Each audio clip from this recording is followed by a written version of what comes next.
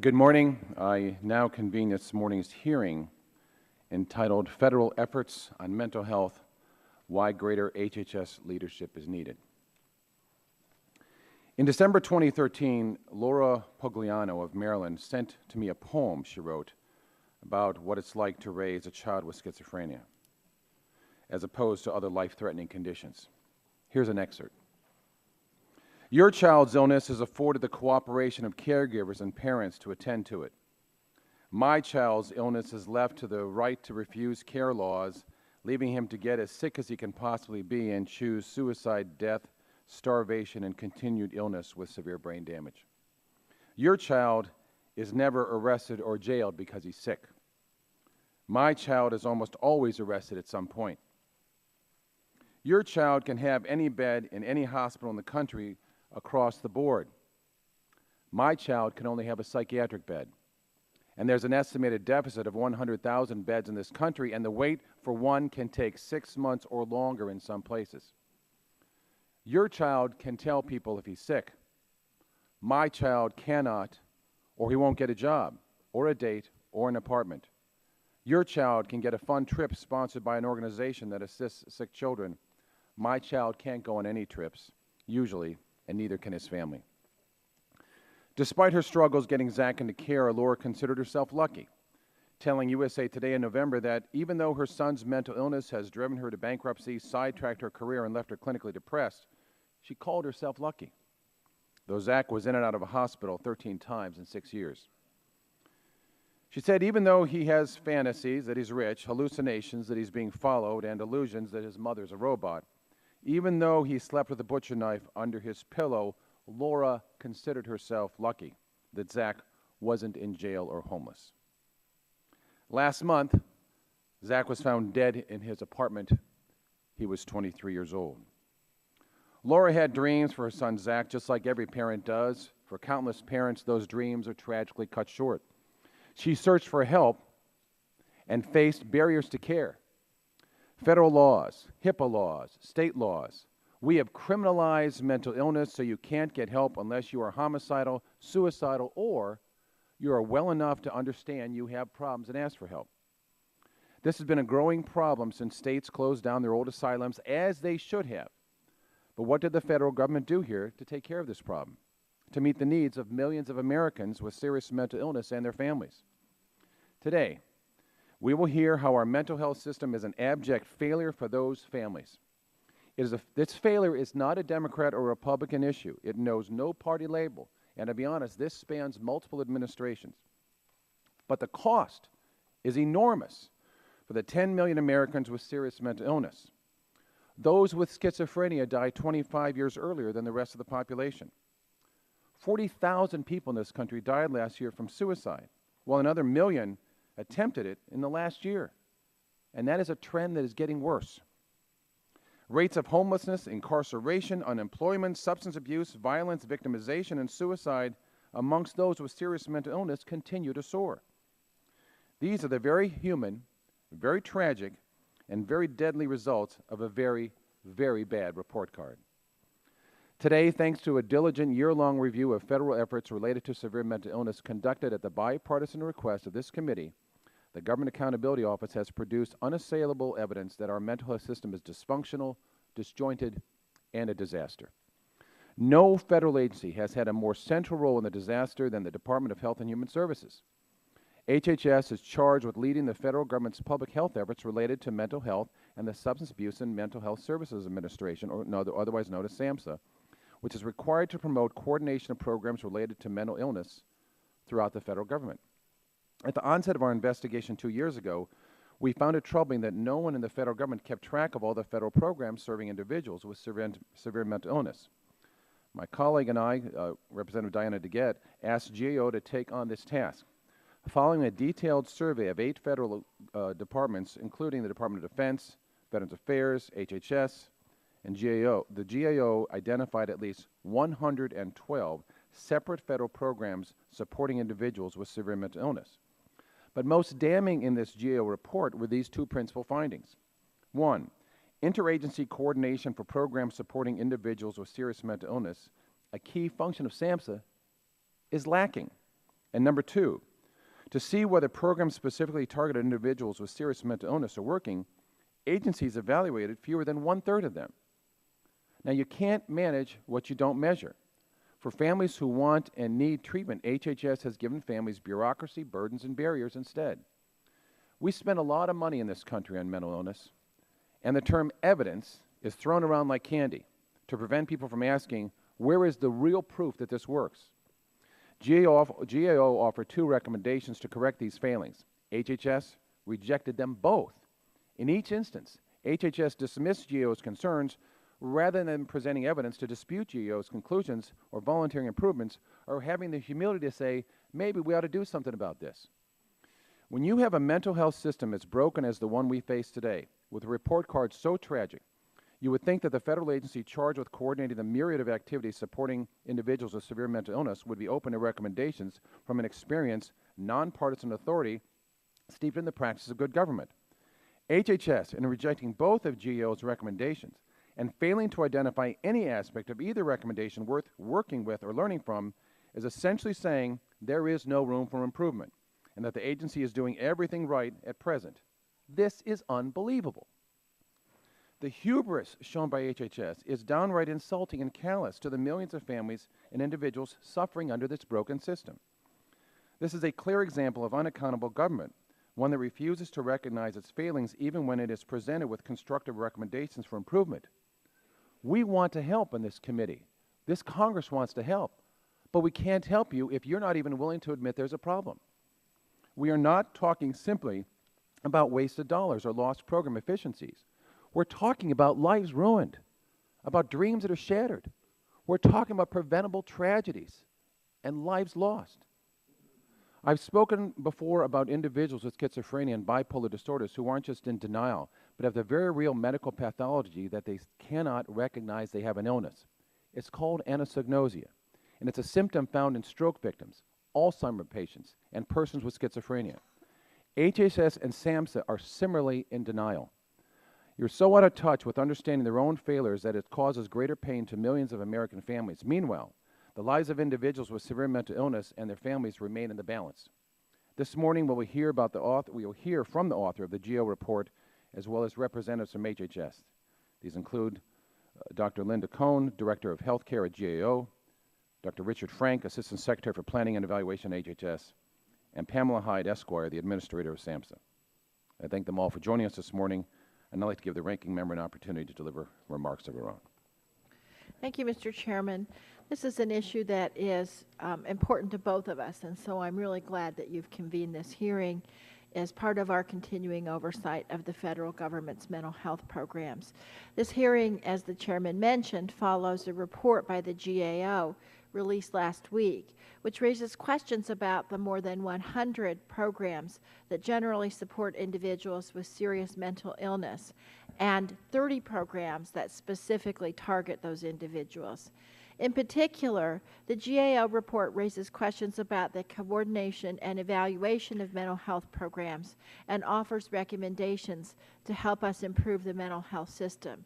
I look forward to hearing our witnesses' testimony today because they are very familiar with the report and the issues that it raises, and I know that we'll all be able to see further insights and context for our understanding of the federal role in mental health care.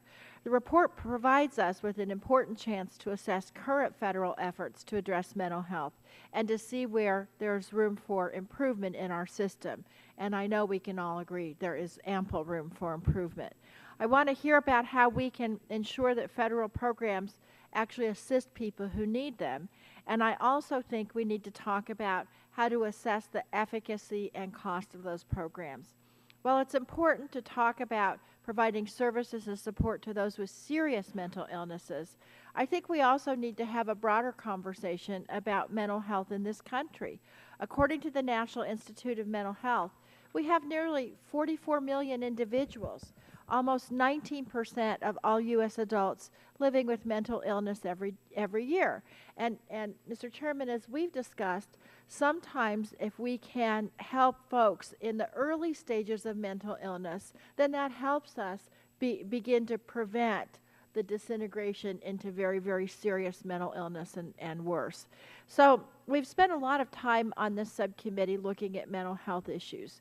We've learned about the need to appropriately target mental health funding and the need to adequately fund mental health research.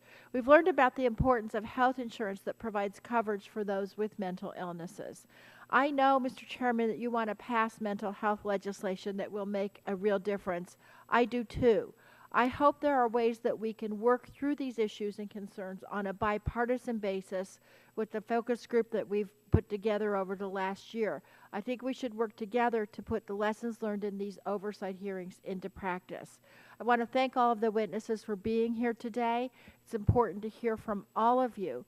I know we can agree there's always room for improvement, and we look forward to hearing from you about how we can do that. With that, I'll yield the balance of my time to Representative Kennedy. I want to thank the ranking member, and I thank the chairman for calling this important hearing. I thank the witnesses for their testimony today and for your work on an extraordinarily important issue. This report outlines alarming lapses in coordination at the federal level. It raises questions about how federal funds are being spent and points a finger at our nation's patchwork mental health system for failing to meet the needs of millions of Americans. Back home, I see communities on the front lines of a growing crisis, looking for the federal government for support.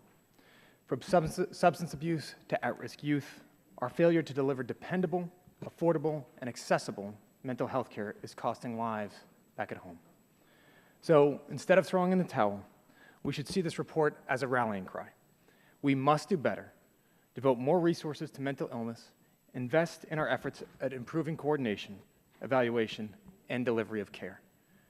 But for that to work, we need to know the scope of the problem and the range of our response. We must have the commitment of our federal partners to take on a growing problem. Lasting mental health reforms are long overdue, and I look forward to working with all of you. I want to thank again the chairman and ranking member for calling this important hearing. I yield back. Yields back. Thank you. I now recognize the Vice Chair of the full committee, Ms. Blackburn of Tennessee, for 5 minutes. Thank you, Mr. Chairman, and I want to welcome our witnesses and highlight a couple of things that have already been said that I think are important to all of us on the panel. As the chairman mentioned, 10 million adults in the U.S. had a serious mental illness during 2013. That should not be lost on us. And we also were very concerned about coordination of care. And we're going to have some questions about that. I've discussed this with some of the mental health professionals in my district who are involved in this coordination of care. And Ms. DeGette's comments are so on point with so much of what we're going to look at, the money that is spent. Your budget is a hefty budget for substance abuse and mental illness, but the lack of coordination of care, the lack of the resources meeting the needs at the local and state agencies, how this feeds through, this is something that does cause us concern. We're pleased to hear from the GAO today and look at how, we want to look at where the recommendations the GAO has, how they have fallen on deaf ears at HHS and SAMHSA. And we are concerned about the delivery of parity, if you will, in mental illness and addressing those needs. And we are concerned with what appears to be a great deal of indifference when it comes to just spending money but not getting results. So I will yield back my time, Mr. Chairman, or yield to whomever would like to have the time, and we look forward to hearing from our witnesses. Thank you. Does anybody on this side wish to make any comments? If not, then we will proceed. Thank you. Is anybody, I'm sorry, Mr. Pallone. I'm sorry, Mr. Pallone's here now. I'm sorry, Mr. Pallone will is recognized for 5 minutes. Thank you, Mr. Chairman. Thank you for convening the hearing today. And I'm glad we're taking this opportunity to examine how the federal government supports individuals with serious mental illness, but also looking into how we can strengthen our mental health system for the future. We all agree that there are ways we can do better. The GAO report we're talking about today calls for improved coordination and evaluation of federal programs that help those with serious mental illness, and these are valuable goals, but I want to make sure we don't discount the work HHS, SAMHSA, and other federal agencies are already doing in these areas. The GAO report identified 112 programs across the federal government that support those with serious mental illness. Now, within that group, there are 30 programs that specifically focus on individuals with serious mental illness. GAO, however, did not review the merits of or quality of these programs, so we should hear from HHS and SAMHSA about the work they're doing, how these programs help individuals with a variety of needs, and how these agencies plan to build upon these programs moving forward. It's also important to emphasize that HHS, SAMHSA, and their partners across the federal government do coordinate on mental health programming. The GAO reports, the GAO report notes that, and I quote, staff from 90% of the programs targeted serious mental illness reported coordinating with their counterparts in other programs, end of quote. HHS coordinates with a number of departments and agencies, including the Department of Defense, the Department of Veterans Affairs, the Department of Education, to carry out critical programs for individuals with serious mental illness. SAMHSA also co-chairs the HHS Behavioral Health Coordinating Council, which includes a subcommittee on serious mental illness. The GAO report also noted that SAMHSA had completed or was in the process of completing 9 program evaluations in the past several years, and I look forward to hearing from SAMHSA about the results of these evaluations and how they've improved program efficiency and effectiveness, as well as how SAMHSA utilizes other monitoring and evaluation tools. Notably, the GAO report did not review the programs that provide reimbursement of insured services for individuals with serious mental illness, including Medicare and Medicaid. These programs are a huge part of the work HHS does to support early diagnosis and treatment of mental illness. And lastly, Mr. Chairman, I want to highlight the role of the Affordable Care Act in guaranteeing coverage of mental health services. Continuing implementation of the ACA will go a long way in ensuring that people with serious mental illness have access to the treatments they need. In fact, we should support programs that focus on prevention and early diagnosis of mental illness. We can more effectively support individuals with serious mental illness by treating them early in the course of their illnesses and altering the trajectory of their condition. So again, I want to thank our witnesses, and I would like to yield my remaining time to the gentleman from New York, Mr. Tonko. I thank the ranking member of our Energy and Commerce Committee for yielding. I thank you, Mr. Chair, and Ranking Member DeGette for holding this hearing on such a critically important topic. As I travel around my congressional district in the capital region of New York, I hear stories daily from individuals and families as they struggle with the ravages of mental illness. Their pain is indeed real, and we must commit this Congress to doing everything within its power to ease their burdens. In that vein, I welcome today's hearing and the underlying GAO report that we are here to discuss as it advances the conversation on some basic good governance questions on how the federal government should approach programs aimed at helping individuals with serious mental illness. And while I concur with the report's conclusion that high-level coordination can be essential to identifying gaps in services and evaluating overall efforts, it's important to keep in mind that coordination is not an end unto itself. Where additional interagency coordination, whether at the programmatic or departmental level, can be an effective use of the federal government's time and money, and more importantly, is beneficial to individuals with serious mental illness, we should welcome it. Where it does not meet that test, we should not be adding additional layers of bureaucracy that divert time and resources from the people that need it the most. As such, I look forward to hearing from our witnesses today on where coordination efforts can be built upon so that we can have an improved outcome for those living with mental illness. And I thank you and yield back the balance of my time. The gentleman yields back. So at this point, we will proceed with the testimony of our witnesses. I'd like to introduce the panel. First, we have Dr. Linda Cohn, who's the director with the healthcare team at the U.S. Government Accountability Office, where she works on issues related to public health, health information technology, and medical research programs. Welcome. Dr. Richard Frank is the Assistant Secretary for Planning and Evaluation at the U.S. Department of Health and Human Services. In this role, he advises the Secretary on development of health and disability, human services, data, and science policy, and provides advice and analysis on economic policy. Welcome here. And the Honorable Pamela Hyde is accompanying Dr. Frank. Ms. Hyde is the Administrator of the Substance Abuse and Mental Health Services Administration, otherwise known as SAMHSA. Ms. Hyde has more than 35 years of experience in management and consulting for public health care and human service agencies. I'll now swear in our witnesses. You're all aware that the committee is holding an investigative hearing, and when doing so has a practice of taking testimony under oath. Do any of you have any objections to testifying under oath? Seeing that no one has an objection, the chair then advises you that under the rules of the House and the rules of the committee, you are entitled to be advised by counsel. Do any of you desire to be advised by counsel during testimony today? And all the witnesses decline. In that case, would you all please rise and raise your right hand, and I'll swear you in. You swear the testimony you're about to give is the truth, the whole truth, and nothing but the truth. All the witnesses have answered in the affirmative. You are now under oath and subject to the penalties set forth in Title 18, Section 1001 of the United States Code. You may now each give a 5-minute summary of your written statement. Please make sure your microphone is turned on and close to your face. Dr. Cohen, you may begin. Please make sure the microphone is on and pull close. Got it. Okay.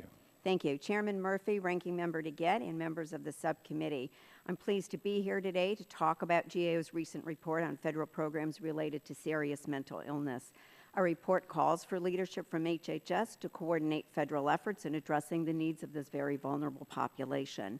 Our report has 3 major findings, and I'll touch briefly on each. First, we found 112 programs across 8 different agencies that serve the needs of people with serious mental illness, and 30 of these programs target or specifically focus on people with serious mental illness. We believe it is unlikely that all the programs were identified because agencies had difficulty identifying them, not because they weren't willing to, that was not an issue, but the agencies didn't always have information on the extent to which a program was serving the seriously mentally ill, although they knew that their programs were serving that population, for example, a program related to homelessness.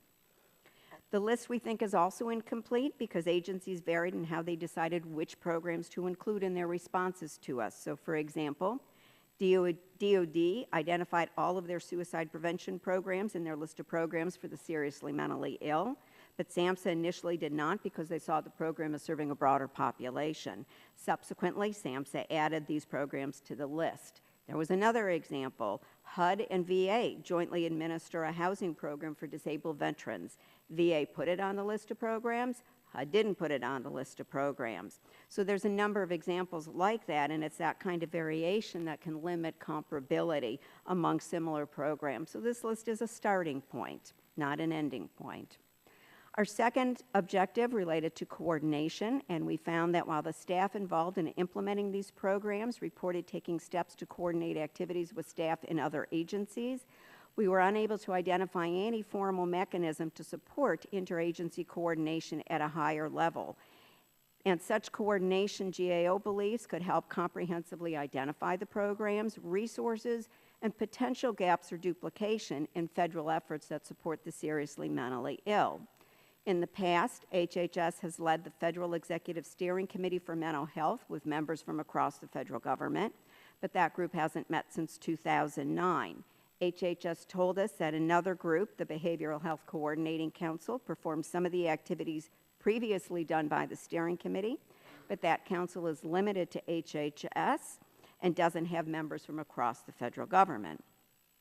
We identified examples of other interagency committees, but they tended to be broader in scope, such as a focus on homelessness or focused on a specific population, such as veterans. It's important to emphasize, and has been noted, that the staff that carry out the programs reported to us that they were working with colleagues in different agencies and trying to coordinate their efforts. That's a very positive thing in place. However, staff at the program level are not necessarily in the right position to identify possible gaps, potential duplication, whether federal resources are being spent wisely. Getting that kind of an overarching perspective requires some higher level interagency coordination, and we called on HHS to establish a mechanism for that. HHS did not agree because they said that coordination is already occurring at the programmatic level, but for the reasons I noted, we continue to believe that action is necessary. Our third recommendation related to evaluation, and we found that as of September 2014, across the 30 programs that specifically target the seriously mentally ill, fewer than half had evaluations that were done in the last 5 years or were underway.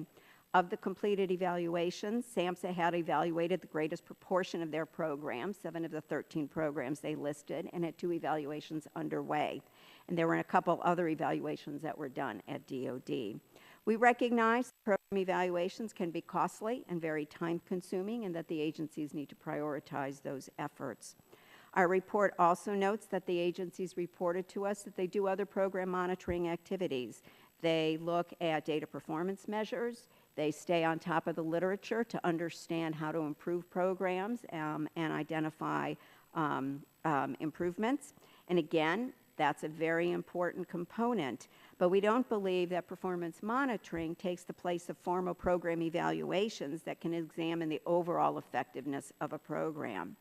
We called on 4 agencies that sponsor programs that target the seriously mentally ill, specifically DoD, Justice, HHS, and VA, to document which of their programs should be evaluated and how often.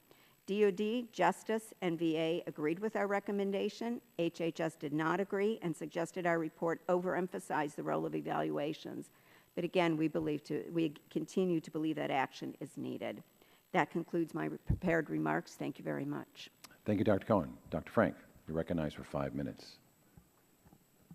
Good morning, Chairman Murphy, Ranking Member DeGette, and members of the subcommittee. My name is Richard Frank, and I'm the Assistant Secretary for Planning and Evaluation. I'm pleased to be here to discuss coordination of care for people with serious mental illness. I've dedicated much of my career to studying mental health care and mental health policy, so it's gratifying to participate in a serious conversation on this issue. The occasion that brings us here is the release of GAO's report on efforts to coordinate care for people with serious mental illness. Past GAO reports on serious mental illness have had profound effects on this nation's mental health policy. I think of the 1977 report, Returning the Mentally Disabled to the Community, Government Needs to Do More, as having set the standard. The GAO showed how government could best support people with serious mental illness by improving the care they receive from community providers. Today's report falls short of that earlier effort. It doesn't adequately make the connection between government activities and meeting the complex needs of people with serious mental illness. In the time I have with you, I aim to make some of those connections. One, by offering a more complete view of HHS programs that serve people with serious mental illnesses. 2, by describing the investments that we are making to coordinate services for this population. And 3, to explain our evaluation efforts. Serious mental illnesses are not a diagnosis. Serious mental illness is how we talk about a collection of conditions and impairments that disrupt people's lives, much as the chairman mentioned. Therefore, serious mental illness does not fall easily into quantified categories of programs, peoples, and dollars. Let me begin first by outlining the role of the federal government in serving people with serious mental illnesses and putting that into context. Medicare, Medicaid, supplemental security income, and Social Security disability insurance are the largest sources of public support for people with serious mental illnesses. With regard to HHS programs that pay for and deliver mental health services, Medicare and Medicaid account for 40% of national spending on mental health care and an even larger share of for care for people with serious mental illnesses. All other federal programs, including SAMHSA's programs, account for 5% of spending. The remaining 55% is made up of spending by private insurance, state and local government expenditures, and out-of-pocket payments by households.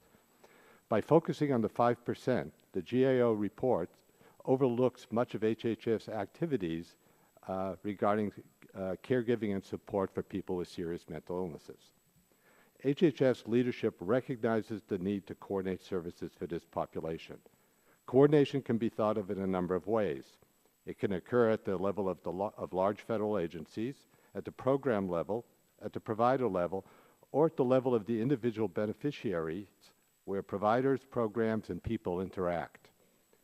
People do not live their lives according to program boundaries, and we have learned not to run our programs as if they do. As a result, we have been making substantial investments in new organizations and institutions that coordinate public services at the level of the individual beneficiary. A few important examples include SAMHSA's Primary Behavioral Health Care Integration, or PBHCI program, Medicaid health homes, and the integrated care demonstrations for beneficiaries that are duly eligible for Medicare and Medicaid. The GAO report also raised the issue of evaluation to develop evidence to guide program design and funding decisions. We have and are conducting a variety of important and rigorous evaluations of programs that coordinate care for people with serious mental illnesses. They include evaluations of programs run by SAMHSA, CMS, Social Security, HUD, and by states using federal program funds. The results of evaluations have shaped legislation, program design, and regulations. I'll highlight two to give you a flavor of our efforts. First, ASPE has worked with SAMHSA to evaluate primary behavioral health care integration programs, showing how coordination across providers affects health and mental health of people with serious mental illnesses. Second, we will be evaluating early intervention programs for serious mental illnesses in conjunction with the Social Security Administration and in relation to SAMHSA's block grant set aside. In addition, SAMHSA, ASPE, and CMS are jointly developing new performance and quality measures that are essential to conducting evaluations and monitoring progress. This administration has shown a deep commitment to addressing mental health care and support for serious mental illnesses specifically. It is that commitment that was an important factor in my returning to work here at HHS. I am proud of the record to date, but I know we can do more. More needs to be done, and I hope to join you in doing just that. Thank you. Thank you. Ms. Hyde, you're recognized for 5 minutes. Good morning, Chairman Murphy, Ranking Member DeGette, and members of the subcommittee. My name is Pamela Hyde, and I'm the Administrator of the Substance Abuse and Mental Health Services Administration. In 2014, over 3/4 of SAMHSA's mental health funding was targeted toward improving the lives of persons with serious mental illness, or SMI. Individuals with SMI and their families, like those I have met, served, and advocated for over 4 decades, are the reason we are at SAMHSA working so hard to coordinate critical federal programs to maximize the impact on the ground for those who need it the most. For example, SAMHSA and other HHS agencies work with the U.S. Interagency Council on Homelessness, the Departments of Veterans Affairs and Housing and Urban Development to prioritize the needs of veterans and individuals experiencing chronic homelessness, many of whom have serious mental illnesses. Because of these joint efforts, 25,000 fewer people experienced chronic homelessness in 2014 than 2013, and the number of homeless veterans has declined 33%. I also represent Secretary Burwell as co-chair of the President's Interagency Task Force on Military and Veterans Mental Health. Through this effort, SAMHSA is working with the Department of Defense, VA, and the White House to address the mental health needs of military families. SAMHSA also leads the Interdepartmental Federal Working Group on Suicide Prevention and helps fund and support the federal and private sector collaboration that developed and is beginning to implement the Surgeon General's National Strategy on Suicide Prevention. In 2014, the National Suicide Prevention Lifeline, funded by SAMHSA and coordinated with the VA, served over 1.3 million Americans. SAMHSA's Children's Mental Health Initiative coordinates mental health, education, juvenile justice, and human services structures that serve young people with serious emotional disturbances. Evaluations of this program have demonstrated impressive results in improving functioning, reducing arrests, suicidal thoughts, and days spent in inpatient care, and increasing family satisfaction with services. Along with the Assistant Secretary for Health, I co-chair the Secretary's Behavioral Health Coordinating Council, which includes a new subcommittee focused on the needs of persons with SMI and other subcommittees that address issues affecting SMI individuals and their families across multiple programs. SAMHSA also coordinates federal efforts informally. For example, SAMHSA worked with the Departments of Labor and Education to develop and disseminate a toolkit about supported employment for persons with SMI. In 2014, SAMHSA implemented a new grant program to test how to help states take this evidence-based practice to scale. In 2014, SAMHSA also implemented new congressional language requiring that at least 5% of each state's mental health block grant funds be used to provide treatment and services for individuals with first episode serious mental illness. SAMHSA is coordinating with the National Institute of Mental Health to provide guidance and technical assistance to help states implement evidence-based interventions to prevent the disability often associated with early onset SMI. Also new in 2014 is the President's Now is the Time Plan, which grew out of the tragedy in Newtown, Connecticut, and received broad bipartisan support by Congress. This series of programs allows us to increase the behavioral health workforce, train and support school personnel, and assist youth and young adults, especially those with serious emotional disturbances, to be identified and receive the treatment they need for emerging mental health and substance use problems as they transition to adulthood. These new programs necessitate robust interdepartmental coordination with other HHS agencies, the Departments of Education and Justice, and state education and behavioral health entities, as well as students, families, and community responders. And in collaboration with the Departments of Treasury and Labor, SAMHSA and other HHS agencies have coordinated efforts to help individuals with significant behavioral health needs enroll in newly available affordable care coverage, and to help plans and consumers know about their obligations and rights under national parity legislation. Even though much has been accomplished, we recognize the need to do more. The President's 2016 budget proposes a new SAMHSA Crisis Services Program to bring together multiple state, federal, and community funding streams and service delivery infrastructures so that emergency rooms, inpatient residential and treatment facilities, and jail cells will not be the only options for SMI individuals in crisis and their families. SAMHSA works every day to coordinate and collaborate within the federal government and across the country to assure evidence-based treatment is available and delivered so individuals with SMI and their families can live satisfying and productive lives. We appreciate Congress's continuing partnership in these efforts. Thank you. Thank you. I thank the witnesses for their testimony. I'm now going to recognize myself for 5 minutes. Just for the record, I just want to make it clear, Dr. Cohn, you have never treated a patient with mental illness, correct? No, I have not. Dr. Frank, you never have? You've never treated anyone with mental illness, right? That's not your field, correct? And Ms. Hyde, it's not your, you have never treated anybody with serious mental illness, correct? I just want to be on the record that way, yes. So, Dr. Cohn, despite HHS's disagreement with your recommendations, does GAO stand by its report and its recommendations? We do. We continue to believe that action is needed in both areas. We think there can be greater coordination to provide that overarching perspective. It's not that we didn't acknowledge a number okay, of... I just need to have that yes or no. I need yes. to, thank you. Dr. Frank, in this 2006 book that you wrote, Better But Not Well, you wrote that individuals with a mental illness have flexible entitlements to an array of largely uncoordinated programs and resources. The resources flow from a dizzying range of federal, state, and private organizations. You still believe that? I believe that continues to be. Your microphone's on. I want to post these two posters. One is just a list of all the federal programs on the right there. And then I put together, based upon this GEO report, the organizational flow chart of the programs on the left, which, using your term, dizzying array. So you still believe that? Yes? I believe that there's a complex set of needs provided by a complex set of organizations for people with serious mental illness.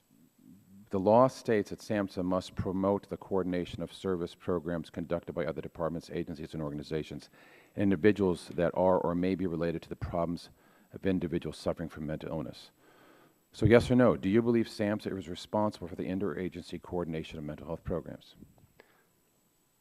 I am focused with... it's a yes or no. I mean, I just read you, was the regulations of law. Is that true or not? Well, SAMHSA has some responsibilities. What I want to do is point out that it's very important, in our view, how services actually get coordinated on the ground for people. And part of that is done at that's the a good federal point. level, but part of it is also done in other places that involve federal activity. Well, that's a good point. So let me look at the bottom line here, because I don't want to just talk about bureaucracy in the Beltway, and people don't understand that. So first I have a slide of heart disease mortality rate. As you can see, it's gone down over the last 10 years. Let's look at the next slide. Stroke mortality rate, that's gone down. Next slide. HIV/AIDS mortality rate, that's gone down. Next slide. Auto accident mortality rate, that's gone down. The next slide. Cancer mortality rate, that's gone down. Now, none of these are within your wheelhouse, but let's look at the next slide. Wow. Suicide mortality rate, it's getting worse. Ms. Hyde, you just talked about these programs you have, one of them being the suicide plans, and I think you even said you thought it was having some success, but I look at this as, do you intend to take any action to respond to either or both of the recommendations by GAO about the need to better evaluate and coordinate these programs? We've taken significant action in this arena and brought together a public-private partnership that has developed with the Surgeon General a national strategy for suicide prevention. They said some of these It's only organizations haven't met for 5 years. It's only a couple of years old. We're just beginning to No, implement. these organizations have been in place for a long time. The mandate of SAMHSA to meet has been in place for a long time. The GAO report says that some of these groups haven't met since 2009. Now, you said that there's a new group which has met once in January. So when you talk about coordination of these programs, I just want to deal with this. Look, we're trying to help here. But I oftentimes tell people when they come to this committee, if you want to meet a friendly Congress, come in and say, you know what, we messed up big time, and we got to change this. But when you give me this litany of all these successes, and I look at that, that's 40,000 people died in this country last year. 40,000, 1.2 million suicide attempts requiring some help. Now, if we were also look at the employment rate among the mentally ill, it also is getting worse. You also have states are saying huge number of people in jails, increase in homelessness. I don't know where these numbers come from, but when I go around to different states, I'm sure we hear from colleagues, it's a problem. So you are obligated under the law to coordinate these programs, yet the congressional committee that has jurisdiction over your agency is concerned about this lack of coordination in this area. And here the Nonpartisan Government Accountability Office is concerned about this. The Assistant Secretary for Planning and Evaluation of HHS sitting next to you is concerned about this lack of coordination in this area. So are you going to take action to change this coordination? Not to say we've done it in the past and everything's fine, but are you going to make further changes on coordination? You asked about one thing, and you made a comment about a separate thing. So we have taken significant action on suicide. We are concerned about those numbers and working on it. We have plans in place and a public-private partnership that is working to develop approaches to deal with zero suicide in healthcare and other clinical guidelines and other approaches to measuring and dealing with getting people to pay attention to suicide. So we have a lot of work going on in coordinating suicide efforts. You asked a different question about a different entity. Well, it's all related here. And the issue, too, is that, as Dr. Cohen also said, that at first SAMHSA couldn't even acknowledge that suicide was related to serious mental illness as a problem. I'm out of time. I'll now recognize Ms. DeGette for 5 minutes. Administrator Hyde, I'll give you the opportunity to respond to the second question that the chairman asked, if you'd like to, very briefly. Yeah, we initially didn't, obviously not everyone who has suicidal ideation or decides that they may want to take a plan or make a plan to hurt themselves has a serious mental illness, but about 90% of them do have mental health issues. So when first asked, was that an SMI program, we were concerned with calling it an SMI program. As we went through the work with GAO, the distinction between a program that supports people with serious mental illness versus a program that is specifically and only designated for those individuals was made. And in that case, we brought our program into the SMI tent. And actually, that's a perfect segue, Dr. Cohen, to the question I wanted to ask you, which is, you testified and your report really talked about how agencies had difficulty identifying which programs serve the seriously mentally ill. Is that because of definitional problems? In other words, you might have a program that has a lot of mentally ill people it's serving, some of them serious, some of them not, by definition. Is it a definitional issue sometimes? It may be sometimes. We provided a definition of what we meant by program, what we meant by serious mental illness, what we meant by serious emotional disturbance, SED. We provided those definitions. So sometimes it could be that they were definitional issues and they counted the programs differently. Sometimes an agency might have rolled up their programs into one, another one disaggregated the programs. Okay, so it is, Dr. Frank, I want to ask you, throughout all of your agency's programs, is there one clear definition of seriously mentally ill that all of the different programs are broken into?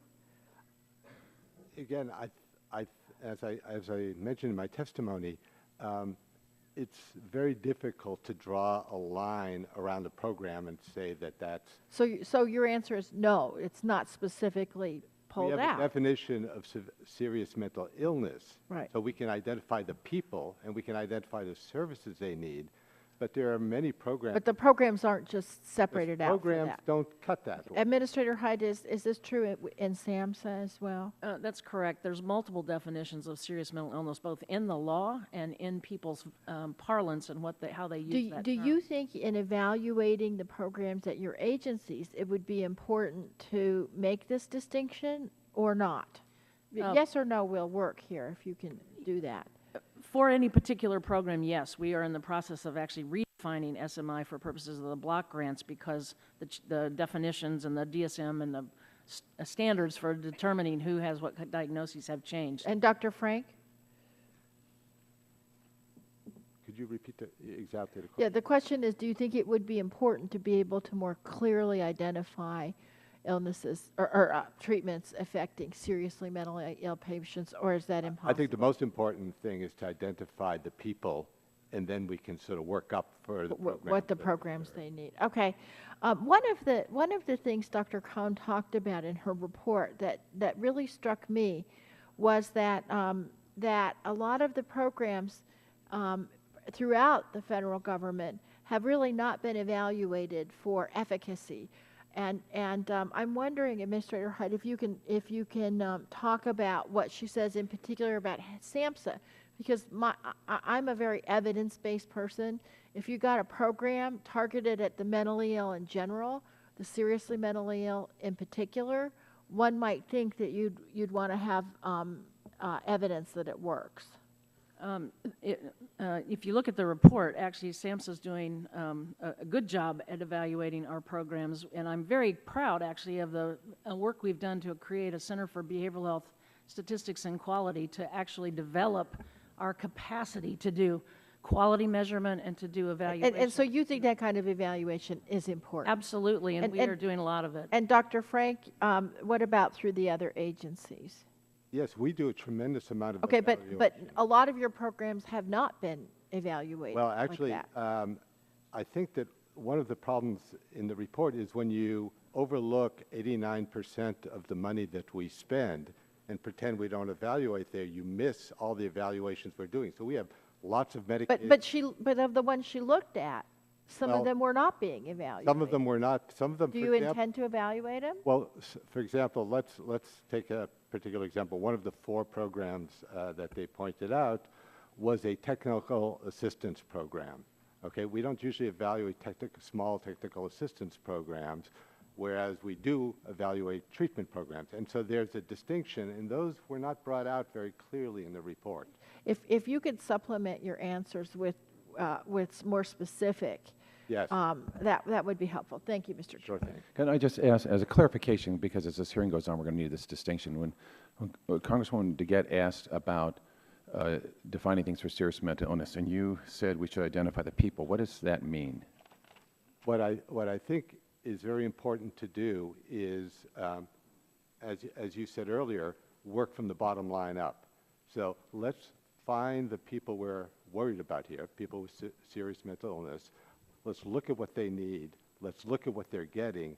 And then look, when they're not getting what they need, let's figure out how to fix that. So you're acknowledging that's not taking place right now? Excuse me? So you're acknowledging that's not I'm taking place right now? acknowledging that it, well, as you held up, my view of this is better but not well, which All right. we're getting better. Ms. Blackburn, recognized for 5 minutes. Thank you, Mr. Chairman. Let's stay with this issue of efficacy because I think it's so important. And Ms. Hyde, I want to come to you on this. Your strategic plan, the 2011-2014 strategic plan, does acknowledge the need for coordination to solve the problems of homelessness, joblessness, educational challenges of the serious mental ill. The GAO report says this has not taken place. So we're wanting to see where the outcomes are. So does SAMHSA believe that the present state of program staff level as opposed to agency level coordination within and across different agencies, and Mr. Frank talked a little bit about this, that it is adequate to achieve the GAO-approved standards of interagency coordination, despite the concerns expressed by the GAO report? I think we can always do better, but we do a significant amount of work with Justice, with VA, with DOD, with a number of other agencies that touch and work with our population. Ms. Hyde, let me interrupt you right there. Yes, you are doing work, but we're not seeing that you're achieving outcomes. Now, you get $3.6 billion a year. How much of that money, and I want a detail on this, how much of that money is going to make it down to the local and state agency level to help with these problems, and how much of that are you all keeping here in DC over at the agency? I want to know where this money is going and where it's meeting the need, because we're not seeing the outcomes. And you can submit that to me. Dr. Frank, let me come to you. You say serious mental illness is a collection of problems. And yes, you've got substance abuse and mental health. We understand that. Should Congress help you out on this? Should we help you and legislate a definition of serious mental illness? Do you need us to do that to help you get to the point of saying, here's a problem, we can define it, here is an action item, here is what the expected outcome, yes or no? I don't think there's a lot of disagreement. I think there are ambiguities around the edges, but I would say that if you and I and the chairman and the ranking member sat down, we would come to 99% agreement on what we're talking about here. Okay, well then let's pull Congress into this, and let's, as we're trying to get to a point of coordination, how about working with the Energy and Commerce Committee, or perhaps keeping an open mind to GAO's recommendations rather than rejecting them outright, so that we can say, here is the definition of serious mental illness, and here is what the expected outcomes are going to be to help individuals. See, I don't think we're ever going to get to mental health parity unless we can do this. We can admit there is a problem in how we address it, how we expend these funds. So are you all willing to keep an open mind to the GAO's report and say, maybe we're not meeting the need and maybe we're missing the mark on this one? Are you open-minded about that? Can I take that? Each of you, go ahead. Okay. I'm certainly open-minded to, I think the problem that we started the hearing off with, that the chairman raised, which is, what do we do for people on the ground? How do we coordinate their care, is absolutely something that we have an open mind about how to deal with. Are you open-minded to working with us to get to the Absolutely. bottom of this? Okay, Absolutely. Ms. Hyde? Can I add one other point? Sure. I think the very important thing, though, is we need to talk about all of HHS programs and all the tools we have in the toolkit in order to fix the problem, and not just focus on 11% of the action. Yeah. We need to focus on 100%. On the total thing. I appreciate that. Let me ask you this, Dr. Frank. I've only got 24 seconds left. If we were to move to zero-based budgeting, where you start from $1 every year and build out your programs based on what is working, would that be helpful to you? So would you have more flexibility there? I don't know. I was reading Robert McNamara's biography the other day. I'm not sure where I stand on zero-based budgeting there. Okay. I yell back. They you now recognize Ranking Member Full Committee, Mr. Pallone, for 5 minutes. Thank you, Mr. Chairman. There are always going to be opportunities to strengthen and expand the federal programs that serve individuals living with serious mental illness, and I know that the officials here from HHS would agree with that statement. So I'd like to learn more about the new programs and other improvements that the department has made since fiscal year 2013, when GAO conducted its evaluation, and how the department plans to expand its work in the future. So in fiscal year 2014, SAMHSA implemented a new set aside in the Mental Health Services Block Grant, requiring states to use 5% of their block grant funds to support treatment for individuals in the early stages of serious mental illness. Administrator Hyde, can you describe how states will be using that funding, and how will SAMHSA be monitoring and evaluating this initiative? First of all, thank you for the question. First of all, we're very pleased with this set-aside approach. We're working with all 50 states and working with NIMH to provide guidance and technical assistance to them based on evidence-based approaches that NIMH has developed. Some of the states get very little money out of this 5% set-aside because the block grant is frankly not enough money for the country. So to the extent that it's a very small amount, it's going to be hard to do a consistent evaluation. We're working with each state to try to make sure within their system they can identify what they're doing. And in some states, for example, they're actually putting their own money and multiplying these dollars by as much as 7 times. So different states are going to have different capacity to feed us back what they've been able to do with it. In some states, they'll be able to train people on what the new evidence-based approaches are. In other cases, they'll be able to actually put services on the ground. And in many states, Medicaid is going to pay for the actual service for some people, whereas the state will be using our dollars to evaluate, to oversee, to train, and to direct the traffic. Okay, thanks. In your testimony, you mentioned that many people living with serious mental illness are unemployed. And in fiscal year 2014, SAMHSA launched the Transforming Lives Through Supported Employment program to help address this problem. Can you elaborate on how this program specifically supports individuals with serious mental illness, and what other partners does SAMHSA work with on this program?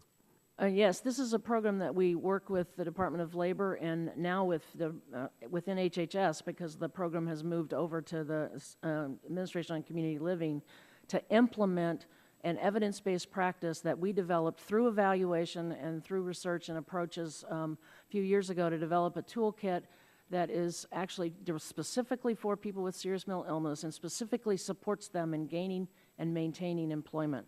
We have seen increases in employment using that approach, and so what we're trying to do with this very small amount of transformative money is help a state figure out how to take that to scale using their multiple systems and approaches within their state. So their labor departments, their job departments, whatever departments they have that make those things and those supports available in their state. Okay. Last week, SAMHSA outlined additional plans to support individuals with serious mental illness in its fiscal year 2016 budget request. So I wanted to ask you if you could tell us about the demonstration program that SAMHSA has proposed to improve state and local responses to behavioral health crisis. Yeah, thank you for that question. The crisis program, which I mentioned, is, again, one we're really excited about because there's been a lot of conversation about emergency room, inappropriate use of emergency rooms, then that's the only option that people have, or people ending up in jails and prisons when they really should be getting treatment, or lack of inpatient beds, and all of that, when you look at it, surrounds the issue of how you deal with a crisis. How do you prevent it? How do you de-escalate it? And how do you follow up so that it doesn't happen again? And how do you engage the family as well as the individual in managing that process? So we're proposing a crisis services system program to try to see if we can bring those multiple funding streams and multiple systems together in a few communities to test and demonstrate how best to do that. These are multifaceted systems that have to work at that. We do have some evidence that if we do it right, we can prevent the need for so many inpatient beds and certainly prevent the boarding and other kinds of inappropriate emergency room use. Did you want to mention any other initiatives that HHS hopes to launch or expand in the next fiscal year to support individuals with serious mental illness? Well, we're expanding other areas for veterans' mental health. We're expanding mental health workforce issues because that's a huge and growing issue for our ability to meet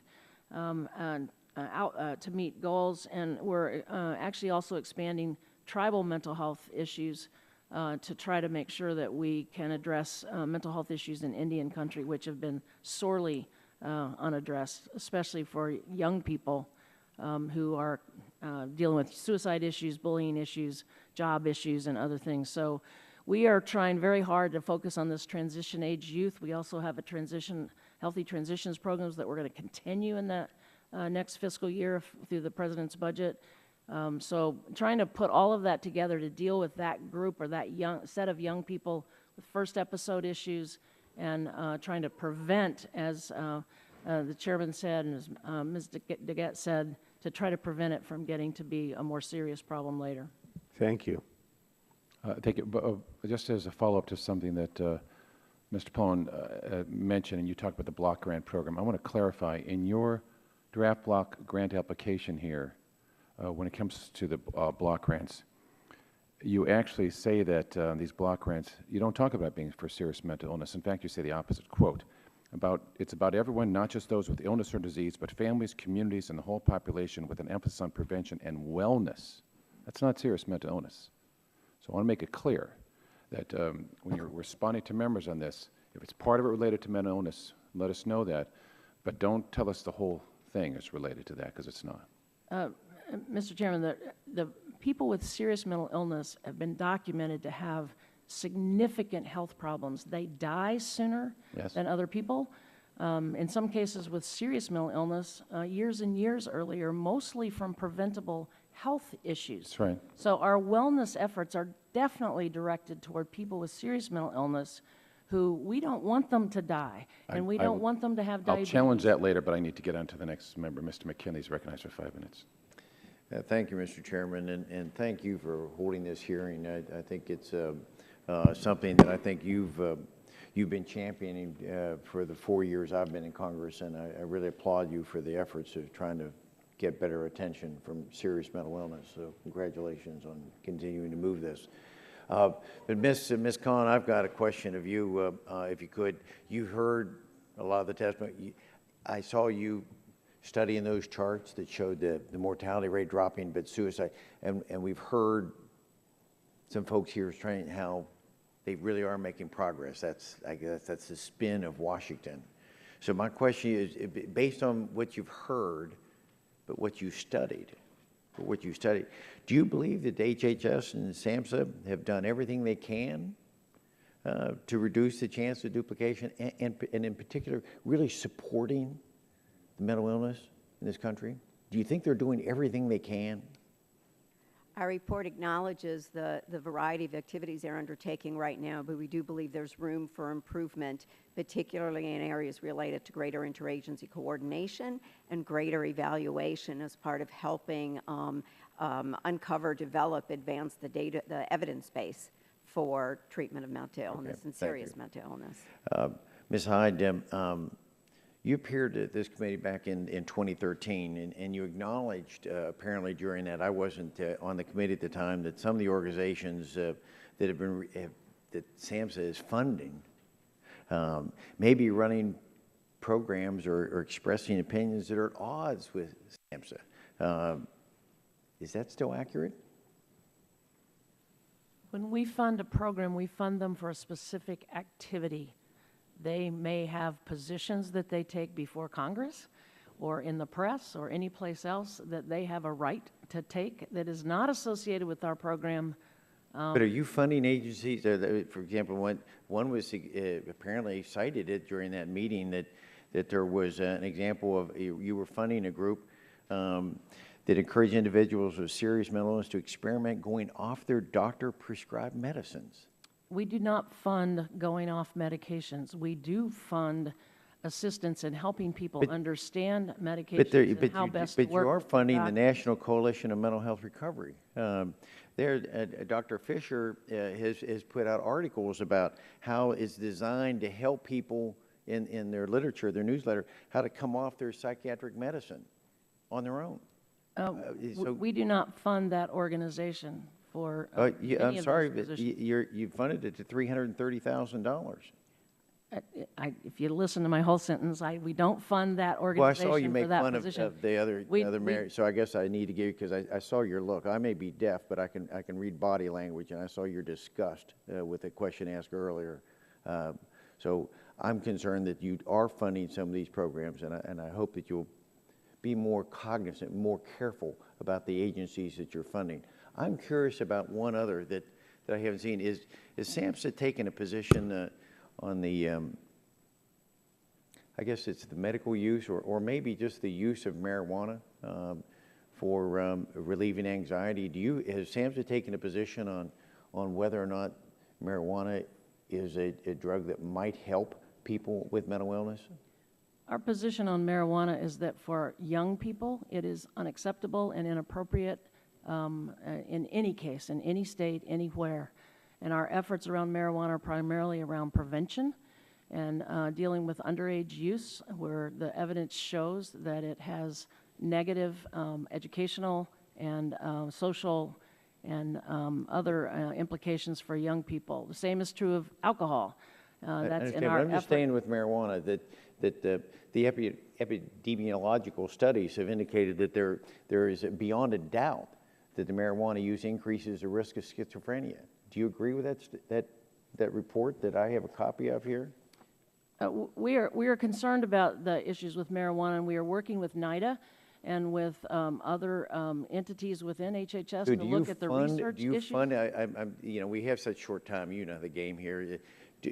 Do you fund any organization that supports the use of marijuana as a treatment? I don't know the answer to that. Could you get back I don't to me know on that, whether or please? not the American Psychological Association supports it, and we do fund them. Okay, in I the don't time know frame whether or that I not have, other Mr. organizations. Dr. Frank, could support you, that. if you could please, on the last week we had on a meeting here about the influenza and the vaccines. Do you know of any group that the HHS is funding along the same line of reasoning? Any group that we're funding that is advocating not using vaccines? I don't know the answer to that question. I'd be happy to find out and get back to you on it. You understand the question? Yeah, I understand the question. I just don't know the answer. Yeah, okay, if you could, please. It would make a lot of I think it's a perfectly reasonable question. I just don't know the answer. Okay, if you could get back to us. Thank you very Thank much. you. I've Now recognize- gone over my time. That's right. Mr. Kennedy, you're recognized for 5 minutes. Thank you, Mr. Chairman, and I thank the witnesses again for their testimony. Just want to put the discussion today in context, which I think is an extraordinarily important discussion, and hopefully we can try to find some ways to work together on making sure that these programs are getting to an extraordinarily, and a population that needs some extra assistance. But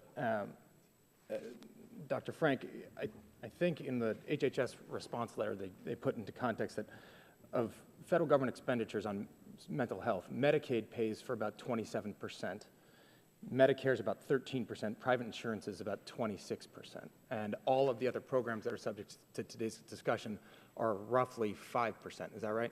Correct. So the discussion that we're having here, as integral as it is to making sure the system works better, we're also talking about 5% of the overall mental health spending in this country.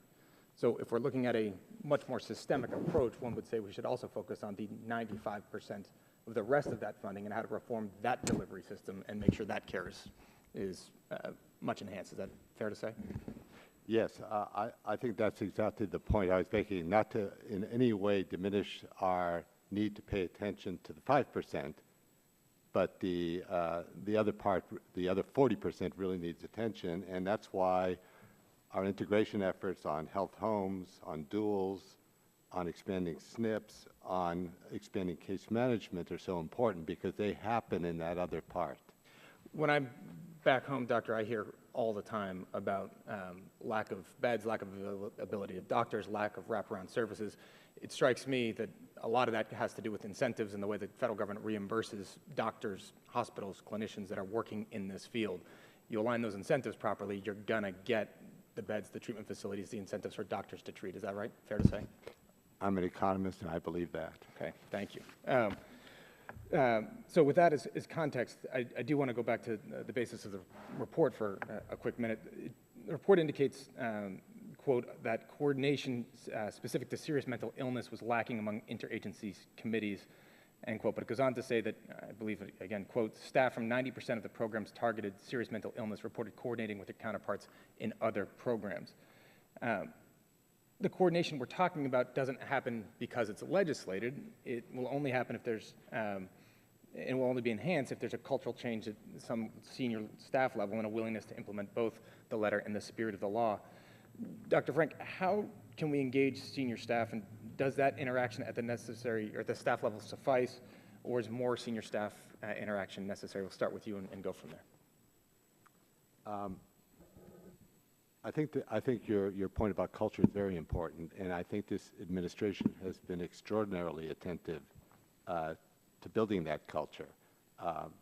Administrator Hyde has had a central role in that, taking SAMHSA and reaching out far beyond their 5% there into Medicaid and to other areas.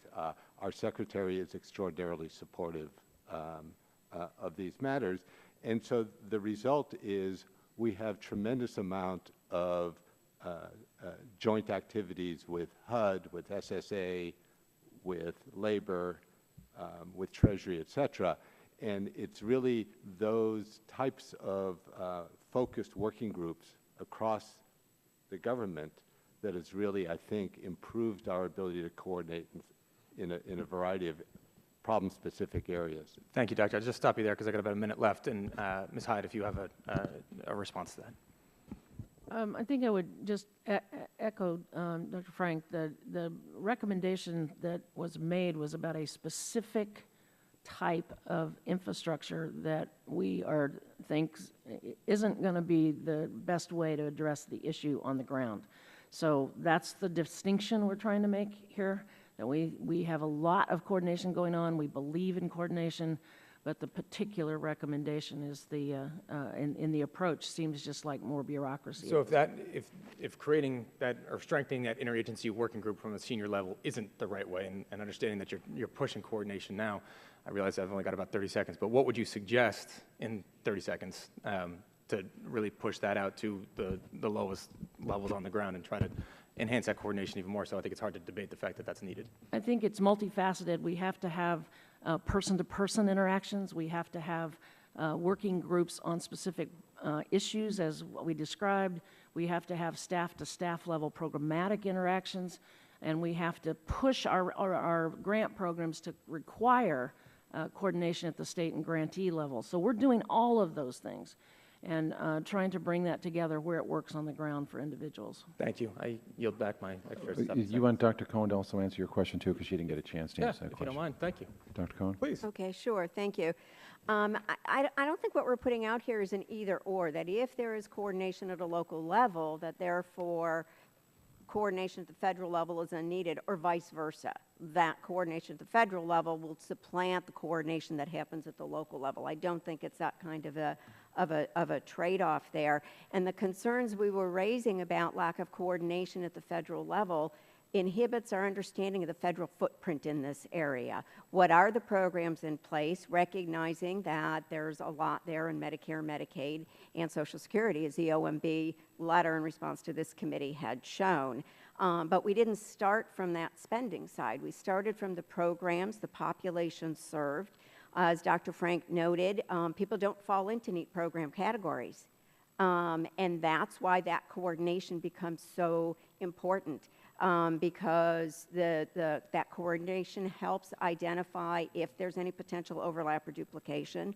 Are there gaps? Are there programs that are complementary that aren't being linked together, need some stronger linkages so we maximize our existing resources and our existing programs? If it's a gap and nobody's looking at it right now, then how does the coordination happen? It's by definition not visible. So the coordination we talk about is not instead of the coordination at the local level, it's in addition to. Thank you. Thanks for the extra time. Thank you. Mr. Griffith, you're recognized for 5 minutes. Thank you, Mr. Chairman, and I appreciate having 5 minutes, but I wish I had a lot more. I would like to get the information that Ms. Blackburn asked for earlier in regard to the money as it flows to the state and local levels as well, so when you report to her, if you could make sure I get a copy of that, I would greatly appreciate it. I'm going to need some yes or no answers because I have to fly through this because of the time limitations that we do have. But GAO noted that SAMHSA officials did not initially include any of their suicide prevention programs among those that can support individuals with serious mental illness. Isn't that true, Ms. Hyde, yes or no? I explained why, yes. And SAMHSA explained to GAO that the suicide prevention services it administered were not limited only to individuals with serious mental illness and served a broader population. That is also true, isn't it? Yes. It does serve a broader population. And at the subcommittee's hearing on suicide prevention held last September, the chief medical officer of the American Foundation for Suicide Prevention noted that in more than 120 studies of completed suicides, at least 90% of the individuals involved were suffering from a mental illness at the time of their deaths. And I thought I heard you say earlier that you agreed with that number. Is that correct? That's correct. And my one concern there is that, of course, we had the 10%. Would you also consider that 90% to be serious mentally ill? Yes or no? I don't think researchers think that that's all serious mental illness as it might be defined in a functional level. But it's pretty serious when somebody ends up dead. Absolutely. That's why we had the conversation about what to include. And after further discussion with GAO, SAMHSA included its suicide prevention programs among those that can support individuals with serious mental illness. Isn't that also true? I'm sorry, can you repeat that question? I can. After further discussion, you then submitted the suicide prevention programs among those that can support individuals with serious mental illness, even though earlier you had not included them because you thought it was a broader audience. Isn't that true? We were trying to understand yes or no? what GAO wanted, yes. Okay. And DOD officials initially identified all of their suicide prevention programs as supporting individuals with serious mental illness. Do you think that there might be some institutional bias on the part of SAMHSA in favor of dealing with mild as opposed to more severe behavior or health conditions that make it more difficult for SAMHSA to recognize and act upon the unique nature and impacts of serious mental illness or serious emotional disturbances? Goodness, no. We were trying to be honest and fair about the answer to the question. All right. And I appreciate that.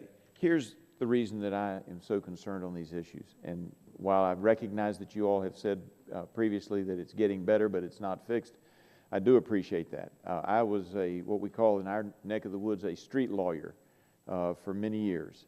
I can still see the eyes of the mother who dealt with, while she was a client of mine for years, her paranoid schizophrenic son who ultimately committed suicide. I can see a former client standing in the courthouse with his son crouched on a bench because he was back into the court system, not the mental health system, but the criminal court system yet again, and not knowing what to do. I can see the faces of the deputies as they started to go out of the building to deal with a fight in the parking lot, a verbal fight in the parking lot of the courthouse, where a son and a father were having a verbal altercation after a hearing in the criminal court system, and I had to advise the deputies to back off because of the mental illness of the son. He would have a violent reaction to the uniforms, not to the individuals, but to the uniforms, but he would not be violent with his father, and they agreed to do that. And then my wife, who continues to practice law, although I have come here now, last week was dealing with, in the juvenile system where she is a practitioner and a substitute judge, dealing with a child who attempted suicide, having a serious emotional disturbance, learning that they couldn't deal with one plan that the hospital had come up with because he hadn't been hospitalized twice in the last year. He'd only been hospitalized twice in the last 13 months. And when I said, are there questions, I have HHS and SAMHSA coming in, are there questions I should ask about what we're going to do about this child who is someone I know and who may very well end up being successful at some point if we don't do it right? I said, are there questions I can ask? And her response was, no, they don't have anything to do with this. I ask you, do you believe that you all need to be coordinating to such an extent that experienced practitioners in law would know that you have something to do with it when there's a suicide attempt, or that there might be a program to help? I asked those questions. Nothing came back. And I noticed in your report that you had something on the Garrett Lee Smith Youth Suicide Prevention Program listed in the study of the GAO study. And I texted my wife and I said, any of the contacts related to any of the cases you've done in juvenile court for the last 16 or 17 years, have you ever heard of this? Answer's no. So I present you with this indictment, and I hope to get some response at a later time because my time is up, and I yield back. Thank you. Now recognize Mr. Tonko for 5 minutes. Thank you, Mr. Chair. Dr. Frank, has the failure of some of our states to expand Medicaid eligibility in accordance with the Affordable Care Act affected in any way the ability to treat those with mental illness or mental health disorders? Indeed, it has. Just to give you a flavor, among people with serious mental illness in 2010, for example, call that the before period, there was about nearly 21% of them were uninsured, and they were disproportionately low income. And so, in fact, the states where you are seeing expansion are getting more of those people covered than the states that aren't. That opens up a lot of new opportunities for treatment because, as you know, Medicaid offers a broad package of services that are specifically, in many cases, tailored to people with serious mental illnesses.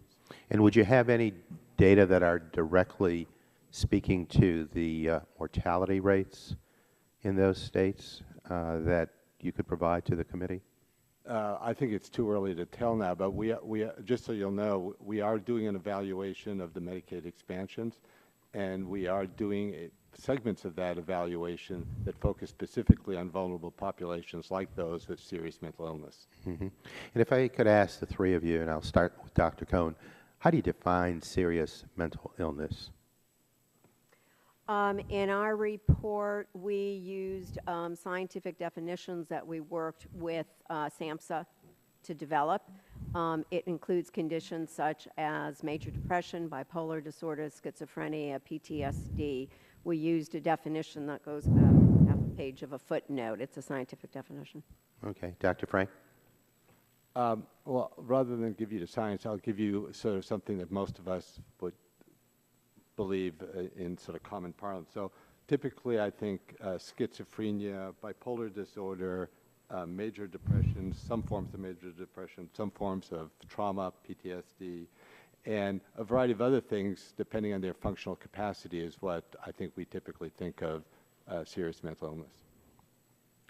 And Administrator Hyde? Generally, it's a combination of diagnosis and functioning and history. So you generally have to look at all three of them to see what the functioning level is. The diagnosis is important, but not in and of itself enough. And so, therefore, is serious mental illness a static state? Not necessarily. Okay, well, there's been a lot of emphasis today on SAMHSA's work on treating mental illness and specifically the serious mental illness. But we need to keep in mind, I believe, that these individuals represent a small portion of the overall population living with mental illness. And we also need to keep in mind that we will be more effective with these patients by treating them early in the course of their illness and perhaps altering the trajectory of their condition rather than reacting to crisis situations that arise time and time again. SAMHSA plays an important role in the prevention and early detection of serious mental illness, and I've seen that in programs that reach my district.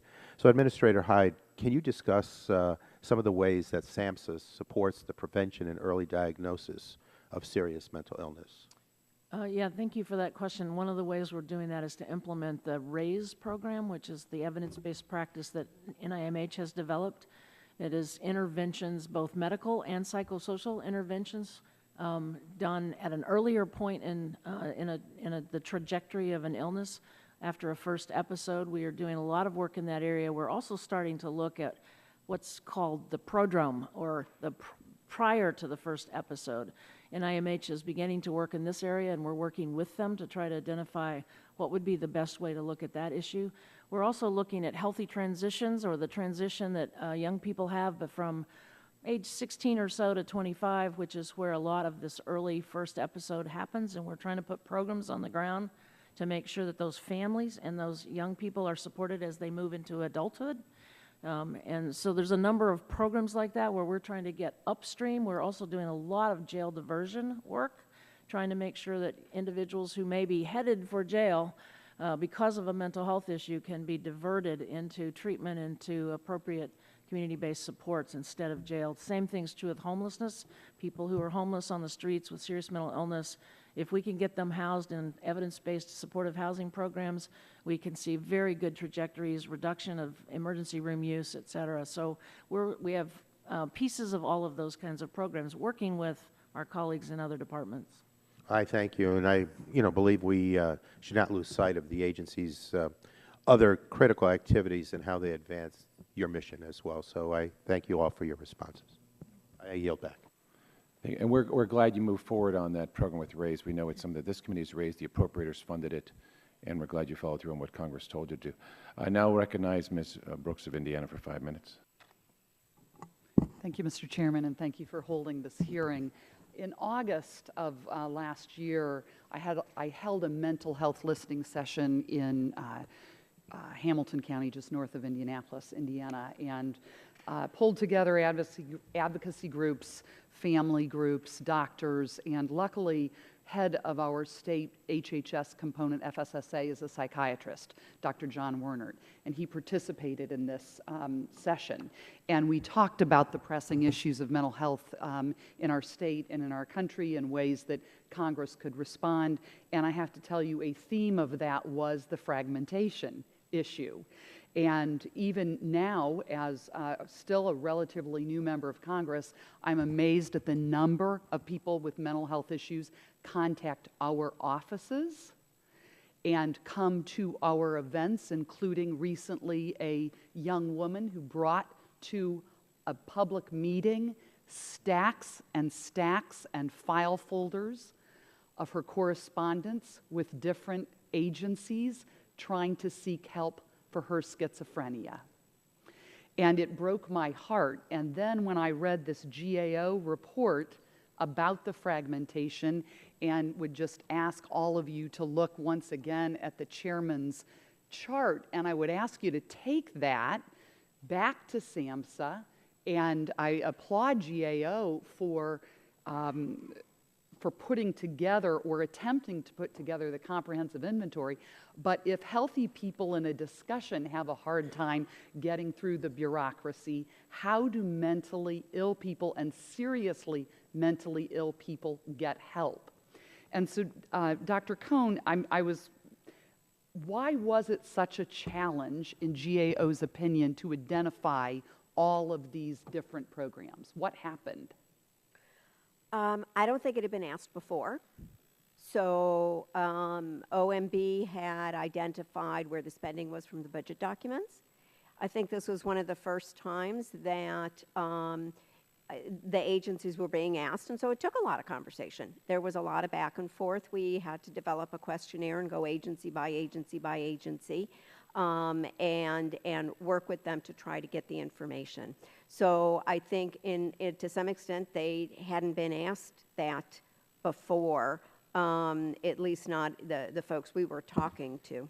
If I could, there was an organization called the Federal Executive Steering Committee that you pointed out in your report that was in place after another analysis of our mental health system early in the 2000s, and it was in place from 2003 until 2008, and it seemed to bring together at very high levels the many agencies we're talking about, but it was disbanded or has not met since 2009. Is that correct, Dr. Cohn?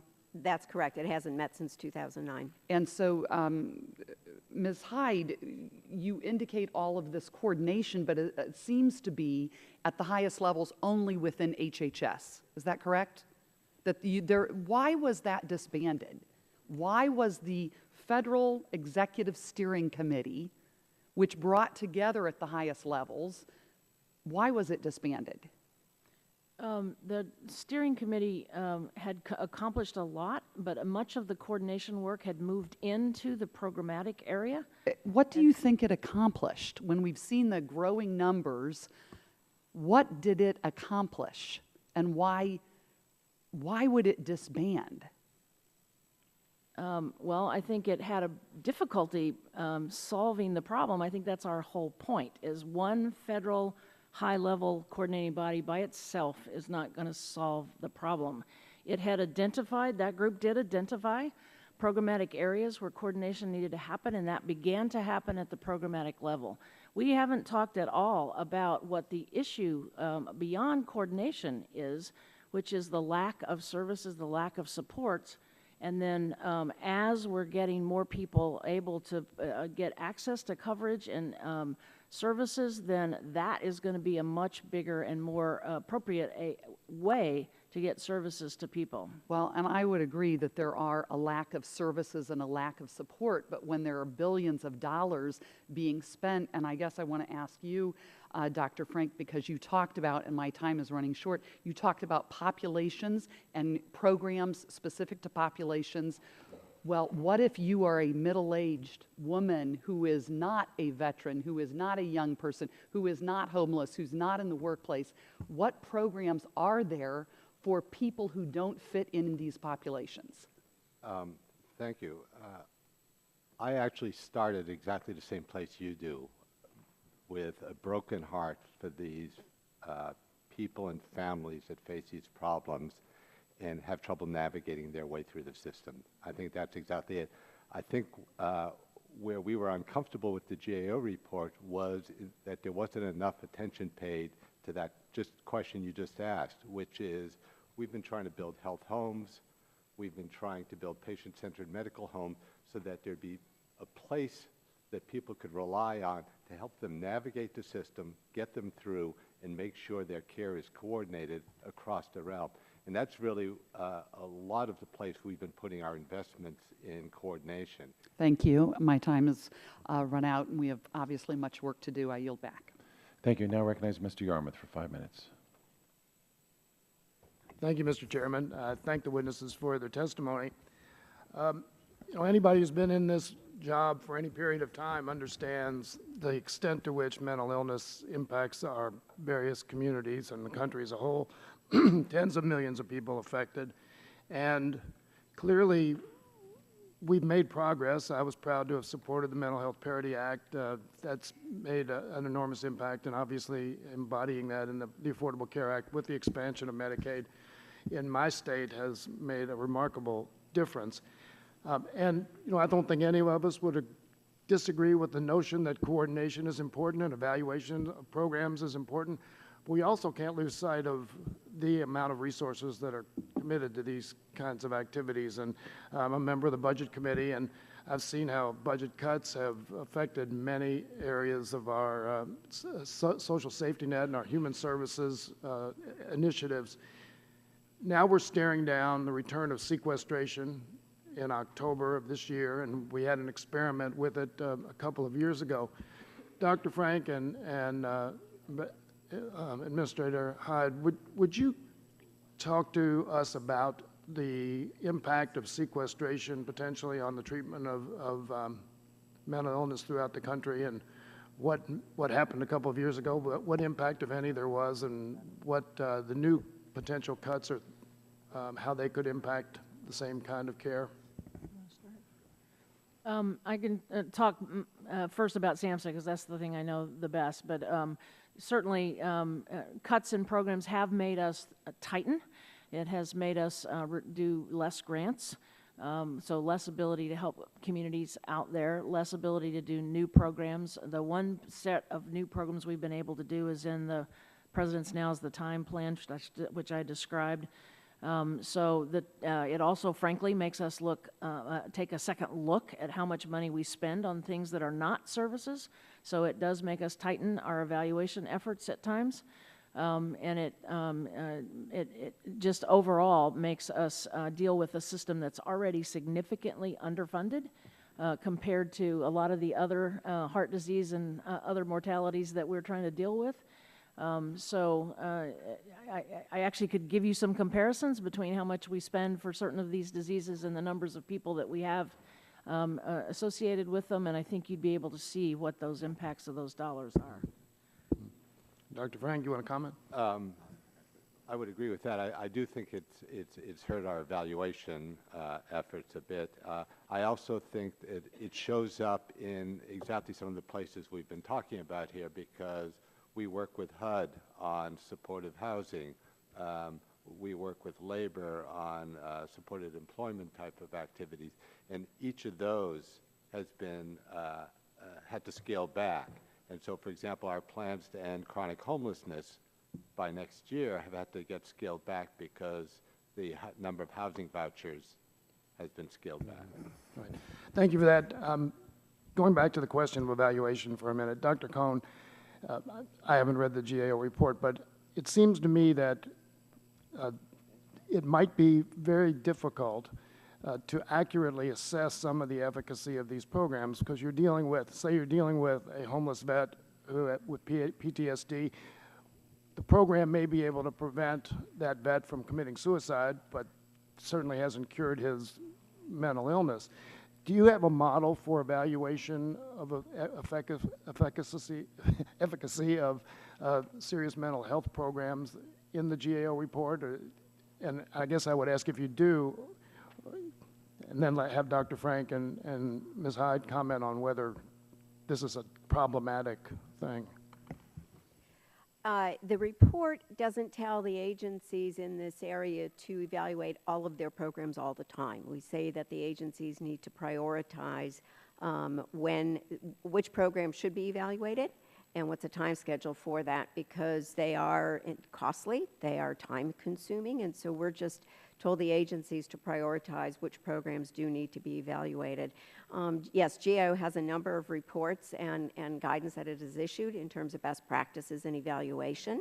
It includes having an outside agency doing the evaluation, identifying best practices, what works, what doesn't work in the program, making recommendations that the agency can act on in terms of how to improve the program. So there is guidance there. The other piece of the evaluation, of course, is leadership in driving the evaluation, asking the question, and hearing the answer.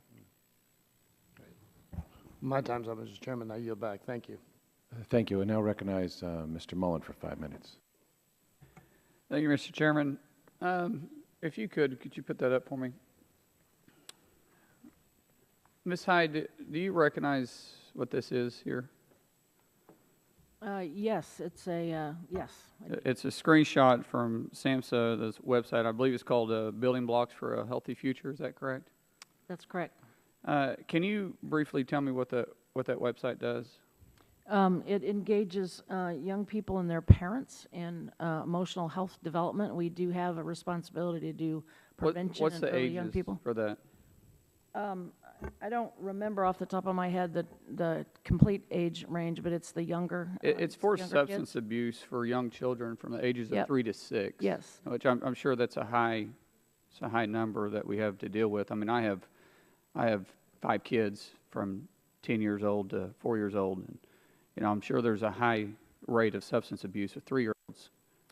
Yet, do you know how much money we've spent on that website? Actually, the science tells us that the earlier we start, the better. Do you know how much money we spent? I don't know that off the top of my head. I can tell you, though, and you're it's the important that we are. Ma'am, you're the administrator.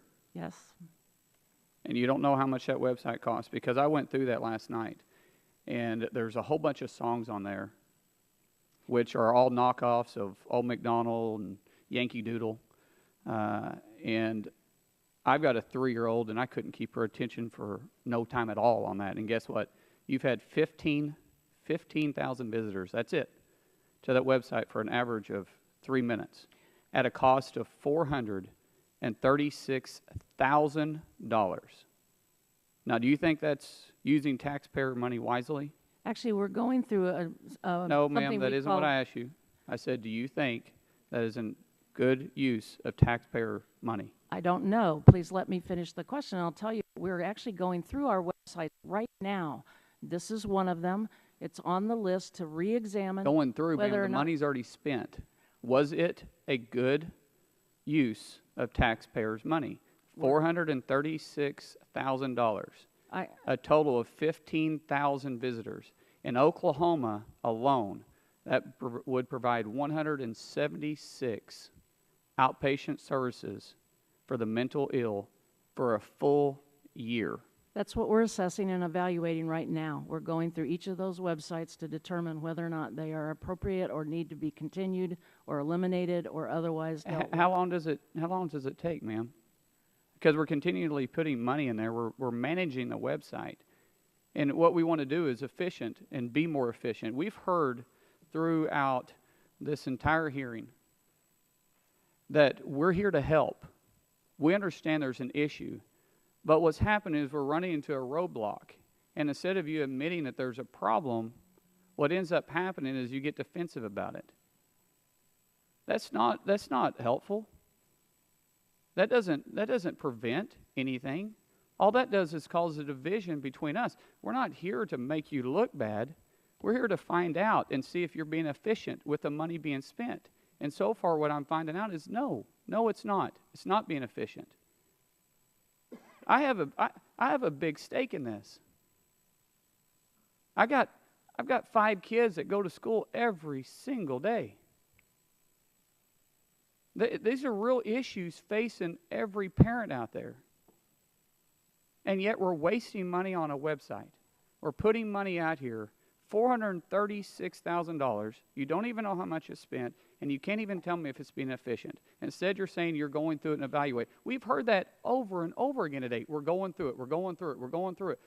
You know, as a business owner, if everything I was being evaluated on, I was having to go back and reevaluate it, I would deem that as a failure.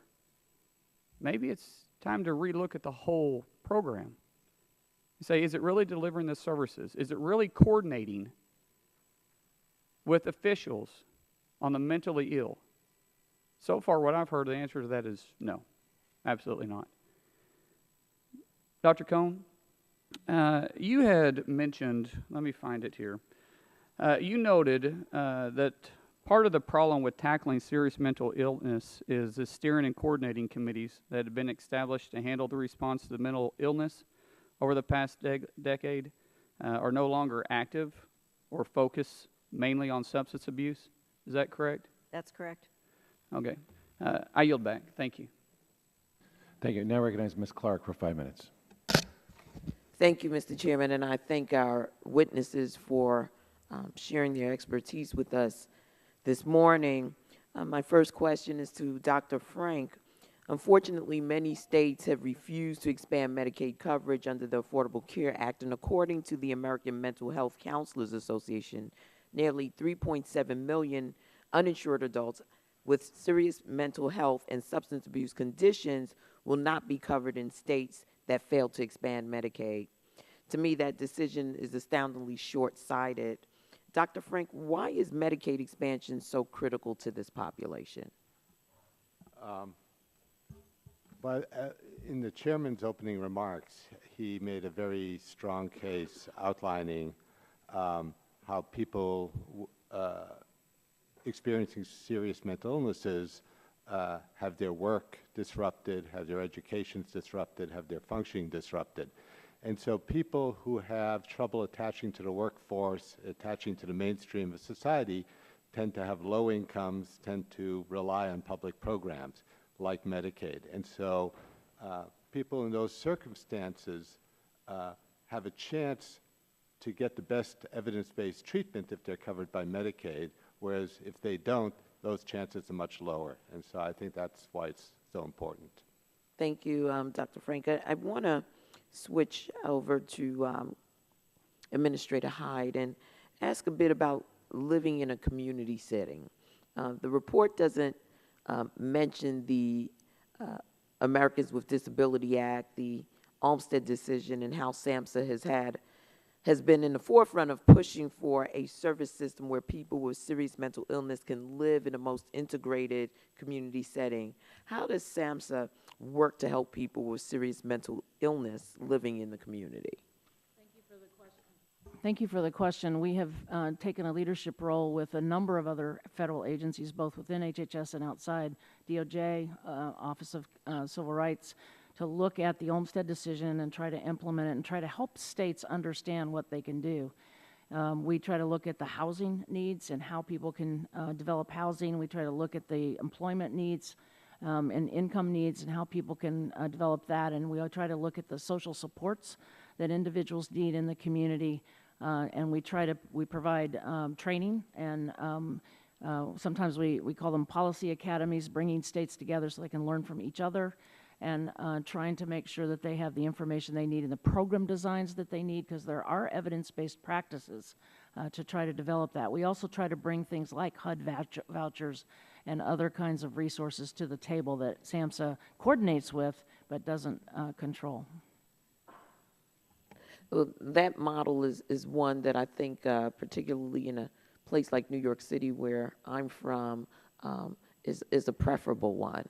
You know, there seems to be a reliance on the criminal justice system to sort of be that community living environment, and we have found that there have been a lot of challenges within our city's jail systems, for instance, with individuals who've been incarcerated and not treated, and the conditions under which they've had to live have really compounded their illnesses. So I want to commend you for your vision here, and make sure that as we go forward, we look at a broader view of practices that do work. It's unfortunate that the report didn't mention it. I wanted to circle back. I know my colleague, Mr. Tonko, spoke to intervention, particularly in preventing recidivism. I want to talk about early intervention for children and get a sense of the work of the programs that you're doing through SAMHSA in early intervention. Could you speak to a little bit of that as well?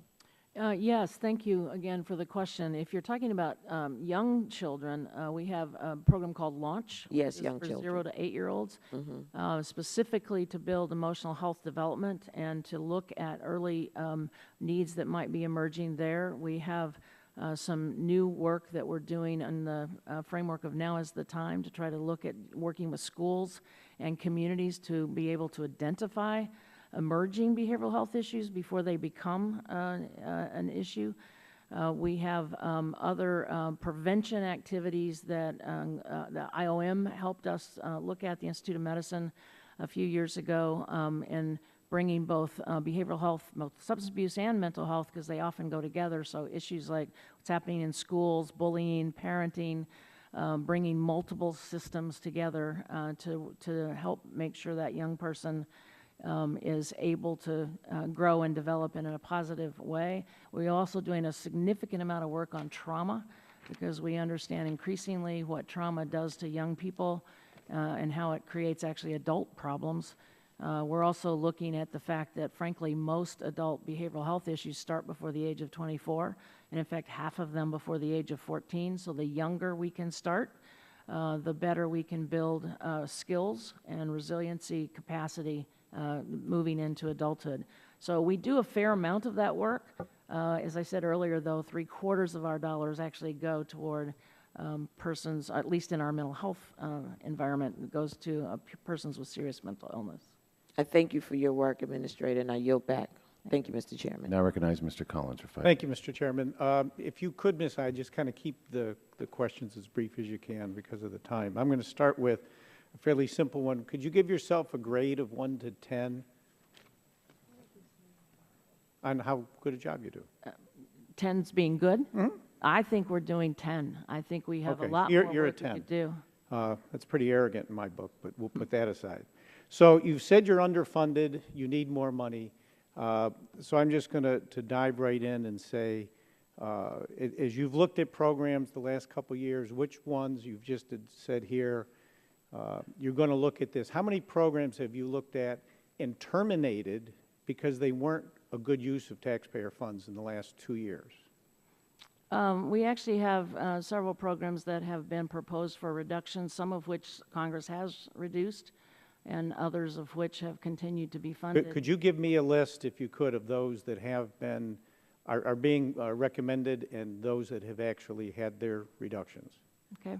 And when you say you're underfunded, Are you constantly looking at and evaluating each program, like the one that Representative Mullen said, $436,000, which I think it's pretty obvious was wasted money? Are you looking at those, and who's doing that evaluation? Yeah, if you look at the GAO report, I think you'll see that SAMHSA is actually doing more than... Who in your organization? You have like certain people? It depends on the situation. In some cases, Well, either we you do or it you don't have internally. certain people. Some cases, ASPE does it. In other cases, Who's we going to have evaluate this sing-along program? Well, as I was trying to explain, we are starting the process of No, evaluating that. Who will evaluate that? How quickly will it be evaluated? And when could you provide this committee an answer on whether that program will be terminated and that money, since you're underfunded, redeployed? We'll be glad to answer that question for you. And when will I expect that answer? I mean, you're a 10, so it should be tomorrow. Is that fair if you're a 10? If you were an 8, I could give you a week or so, but since you're a 10, is it fair to say you could get that to me tomorrow? Who's going to evaluate it? When will we get the answers? I'm just asking you, can I get that answer tomorrow? We'll get you an answer as soon as we can. I guess the answer is no. Well, I think you just went from a 10 to about a 7. As I look at doing evaluations, best practices, are you identifying best practices that other states can learn from? Like, this state, this program in South Carolina is exceptional. They are really working well.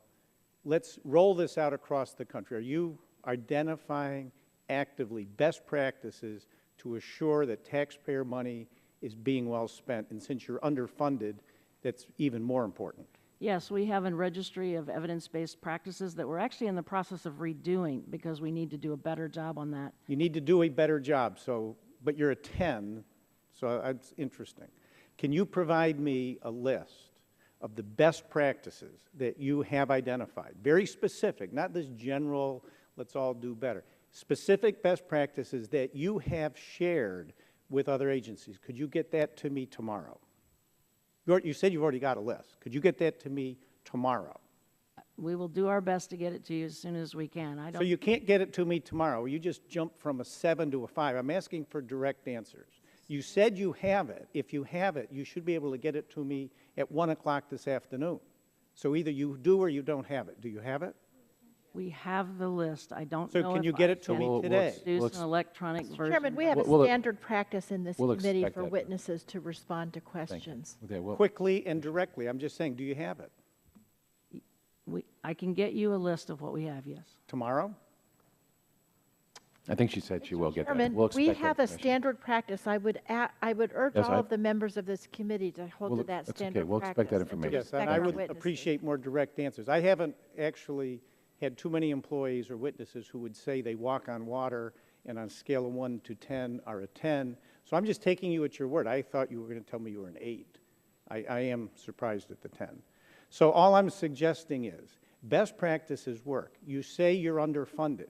We have an example here of $436,000 that I think, generally speaking, will come back, and I'd like that as quickly as possible, as wasted taxpayer money that could have been redirected elsewhere. So I would appreciate a prompt response as soon as you can get it to me, and that would be my request, and I yield back.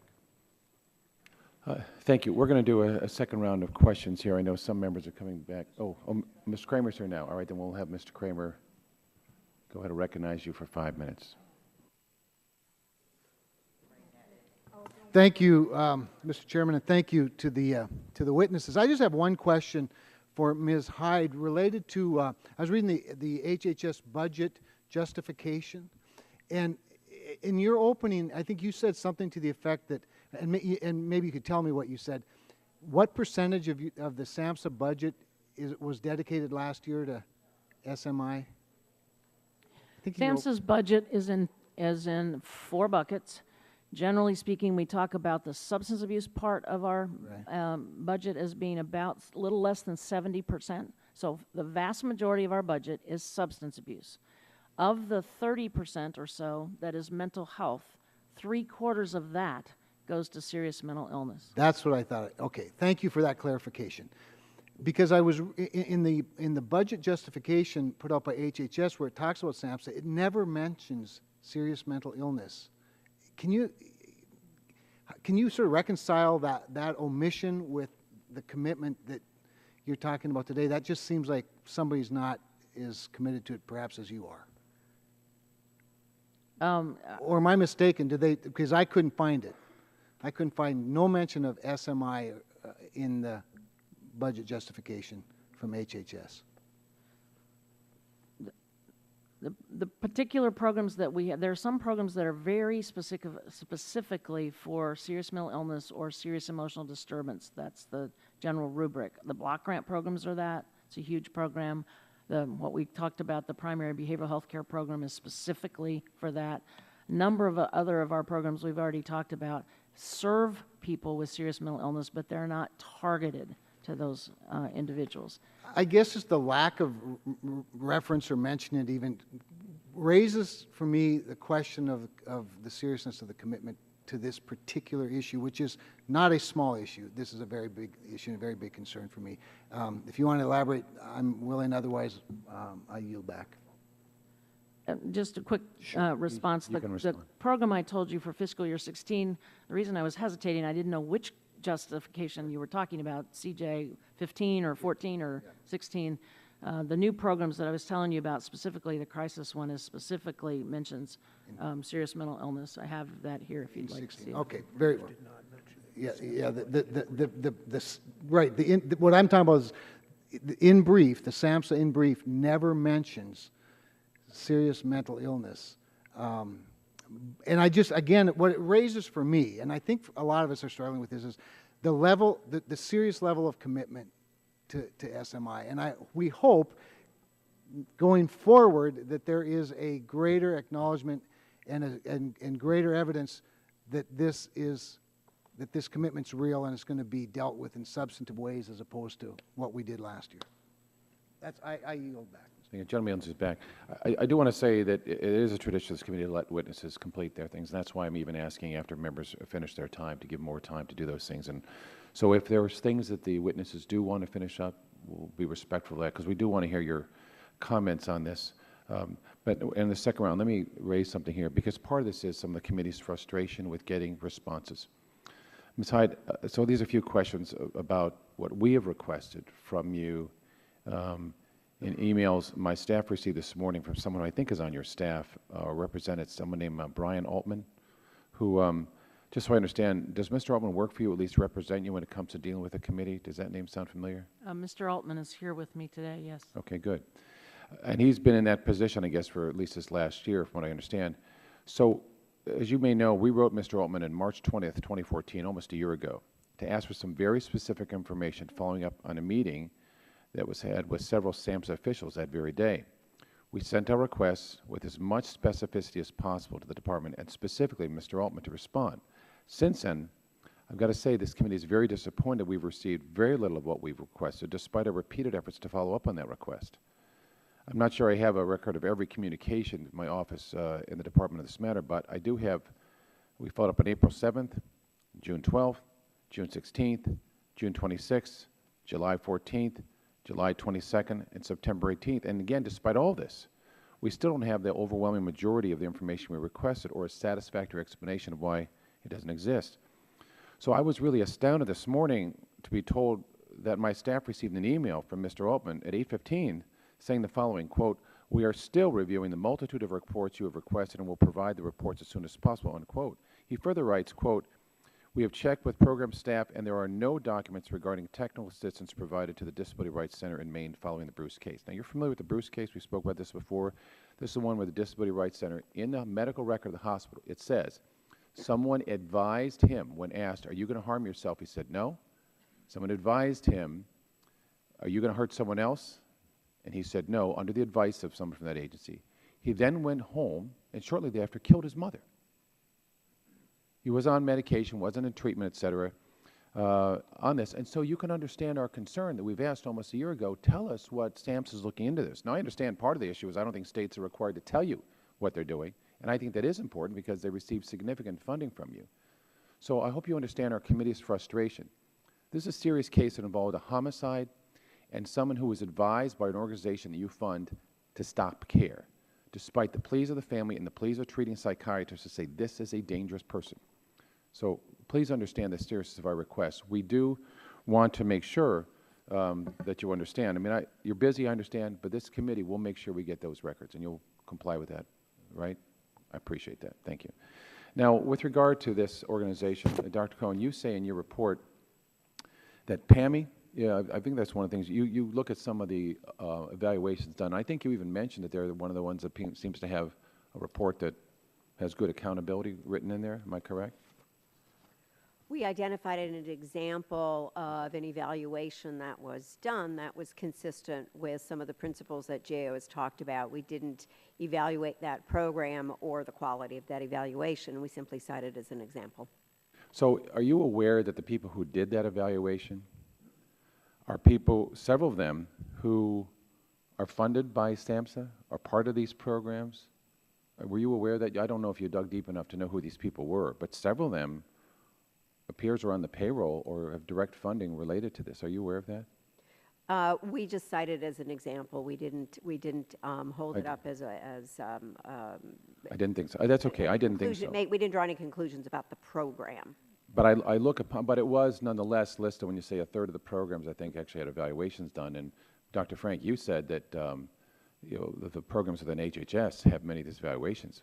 But as I look at this list, Ms. Hyde, I'm looking at people who, first of all, the evaluation team, I don't see a single psychiatrist or psychologist there. I see a couple of social workers. I don't know if they practice still. I see several attorneys. But in answering the question, protection and advocacy for people with mental illness, I want to know if they're advocating for those people to get better.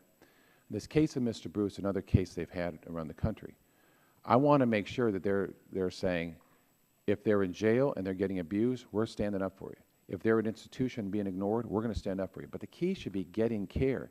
And I look at this, and I must admit, this looks like the fox guarding the hen house. And so, Dr. Cohen, I hope you'll take another look at this, because I see people here that really should not be telling you whether or not the program works. Of course they're going to say it works. They get funding from it.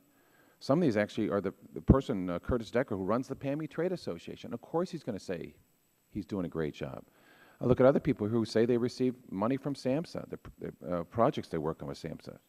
So it is a concern that I think when we see these evaluations, an internal evaluation is no use, and particularly because I think it was perhaps you, Ms. Hyde, or Dr. Frank, saying it is important that outside organizations look at this. I agree wholeheartedly. That's the way we should look at this. Is the research done correctly? And bottom line, are we getting results? Not just are they what they're doing there. And I think on these programs, too, when we would talk about prevention, I want to know if we're getting results. I wish we knew how to prevent schizophrenia. I know last summer we identified 108 genotypes of schizophrenia. I wish we could cure it, but we can't cure it. We can certainly do early interventions and minimize for a while, not awareness of it, but try and delay some of the symptoms. But we don't take care of these otherwise, and so that's some advice to you. And I recognize Ms. DeGette. Mr. Chairman, I think this is the best subcommittee in the House. This is the subcommittee where Mr. Dingell made his name. And I like to think of myself as the heir to John Dingell's legacy. And in all his years on this subcommittee, he never took the cheap shot. He never attacked witnesses personally. He never put them into traps. And I was appalled today and you've been with me on this committee for 2 years. You know you've never heard me say something like this. I was appalled at the way two of the new members of this subcommittee, Mr. Mullen and Mr. Collins, conducted themselves today. Because this is a serious and legitimate investigation. This is an investigation about the way our federal agencies are handling serious mental illness. And to bring them in and to refuse to allow these very serious high-level government officials to answer questions, to trap them into a when did you stop beating your wife type of answer, it's disrespectful to the witnesses and it undermines this committee's grand tradition. So I'm glad you said something about this, but however, both of those individuals were gone by the time you did. So I hope you admonish them that is not in the grand tradition of this subcommittee. Now, having said that, I want to ask, I want to follow up on their questions. The first one I want to follow up on, Administrator Hyde, is the question that Mr. Mullen was asking you about that chart. You were attempting to answer the question, and he would not let you do that. So I'm going to ask you, I think that Mr. Mullen raises a good point. There are a number of programs, including some online things that would seem to many of us to be unrelated to what SAMHSA should be doing on serious mental health issues. You said you were trying to say, I think, that you were evaluating these. Can you please let us know what you're doing with these online programs, what criteria you're using, what the purpose they have, and when you're going to finish that evaluation?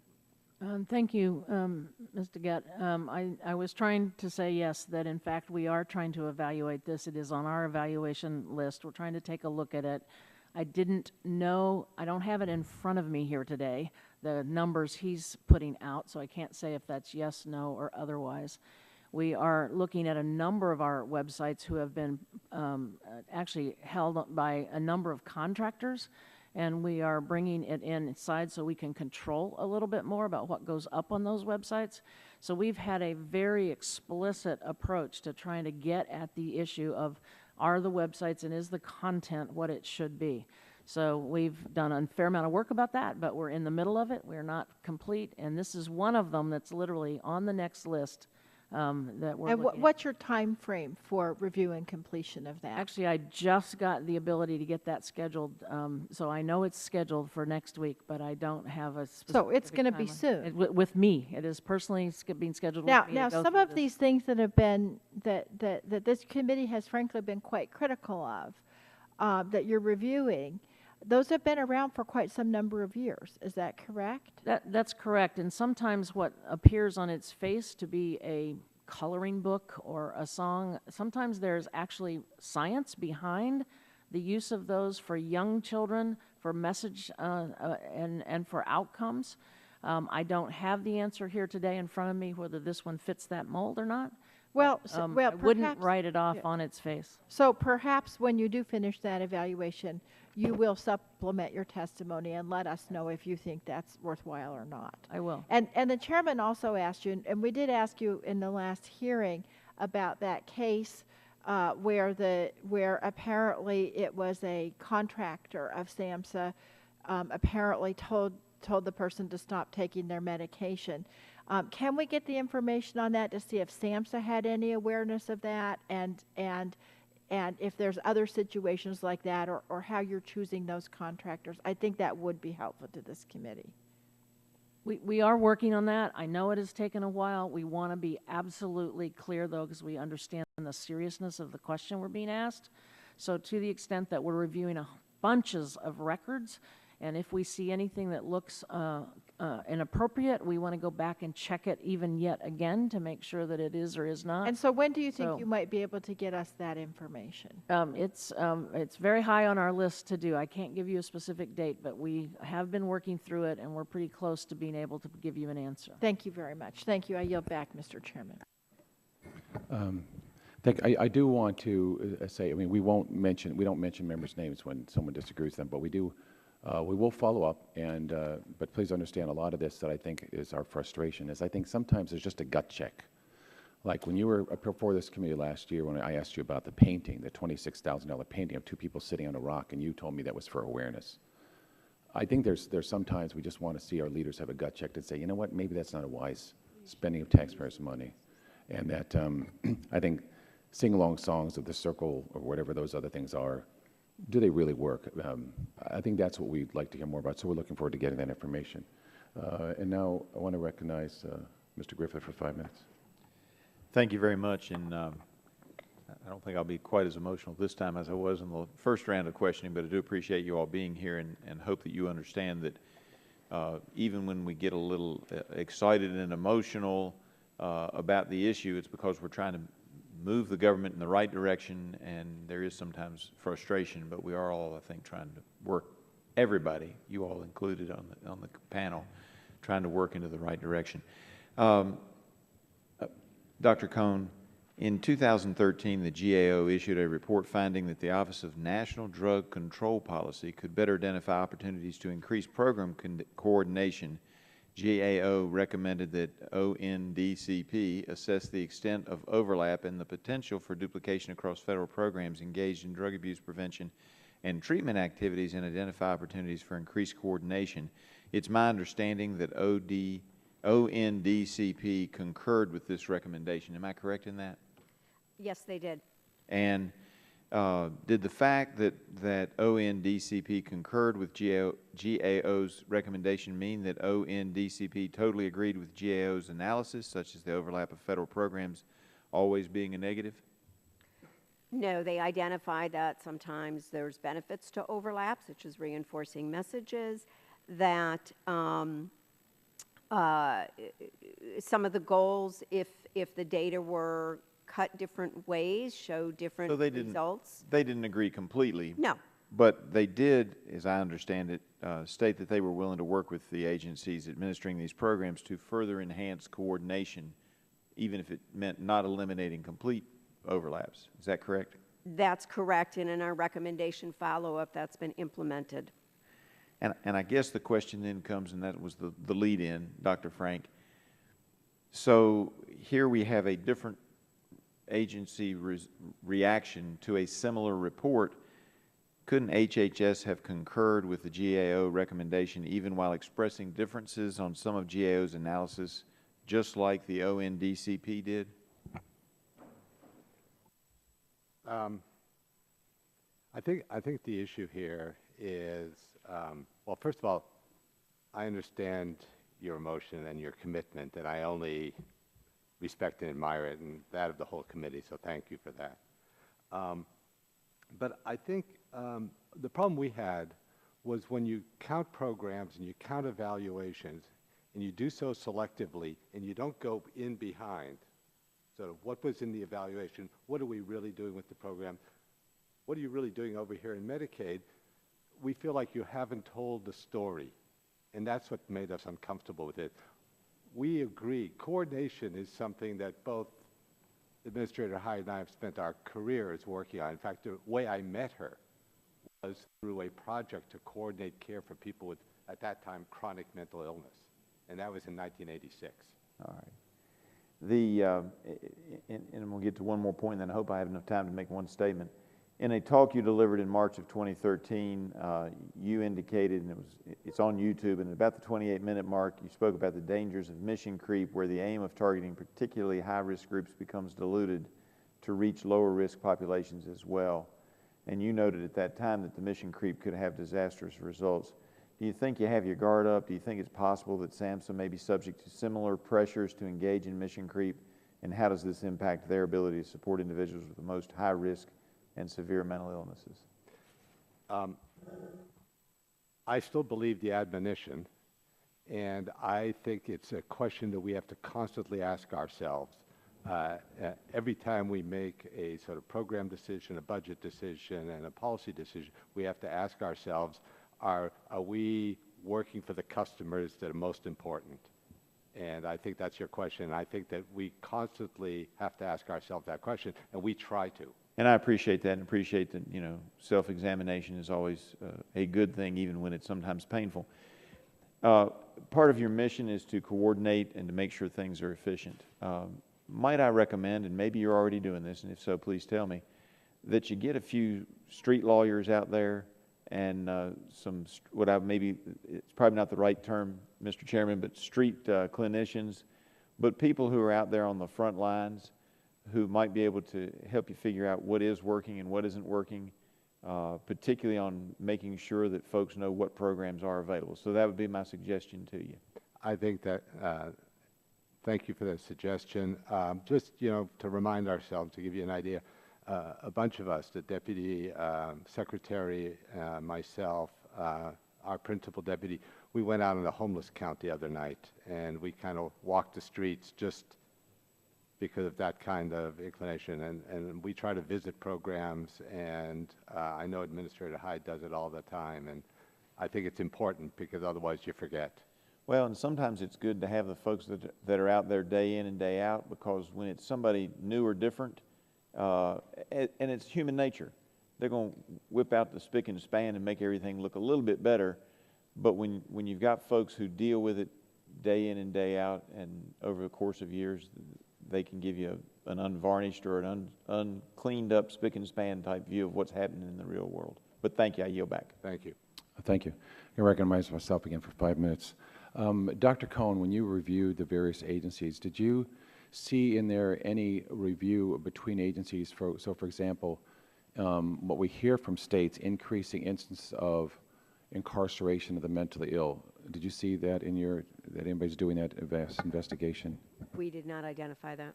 Is that Dr. Frank or Ms. Hyde? If you don't, just let me know. So it's kind of yes, no, or we don't know.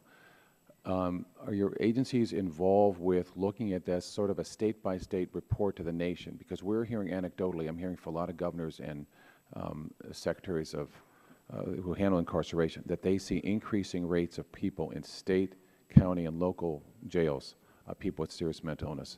Is HHS conducting any study of this to give a report? I'll take that one. Yeah, a couple things.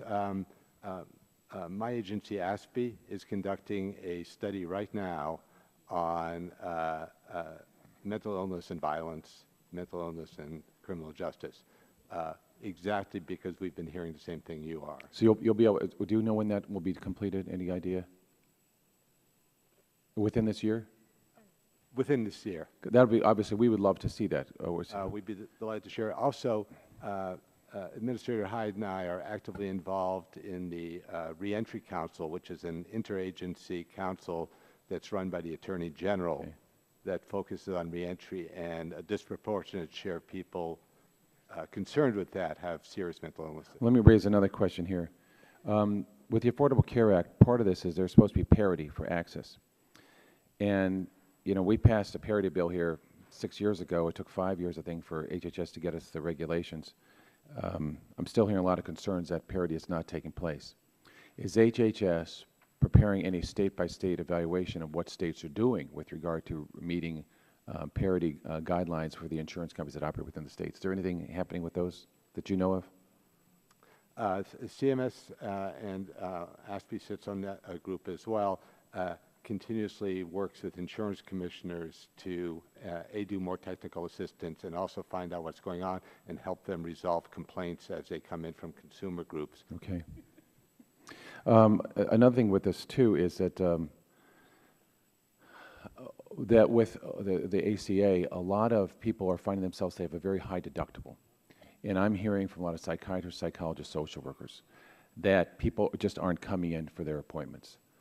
Because they say, if I've got a $5,000 deductible for me, or a $10,000 or $12,000 or $13,000 deductible for my family, they're just not coming in for care. Is that something that HHS is also investigating to find out what those numbers are and what impact that's having upon care? Yes, we're conducting several sets of analysis. One set of analysis, we've been monitoring the trends in deductibles in private insurance broadly. And we're also looking at just the design of the benefit both in the bronze and the silver plans within the ACA. But you know what I'm saying. It's Absolutely, very important. I think this committee would like to have that information. Ms. Hyde, you talked about, when you talked about this in families in serious mental illness crisis, you want to engage the family. One of the problems we consistently heard also is the families say, we want to be engaged, but HIPAA laws keep us from doing that. We keep hearing stories of someone who has suffered because the doctor says, I can't talk to you.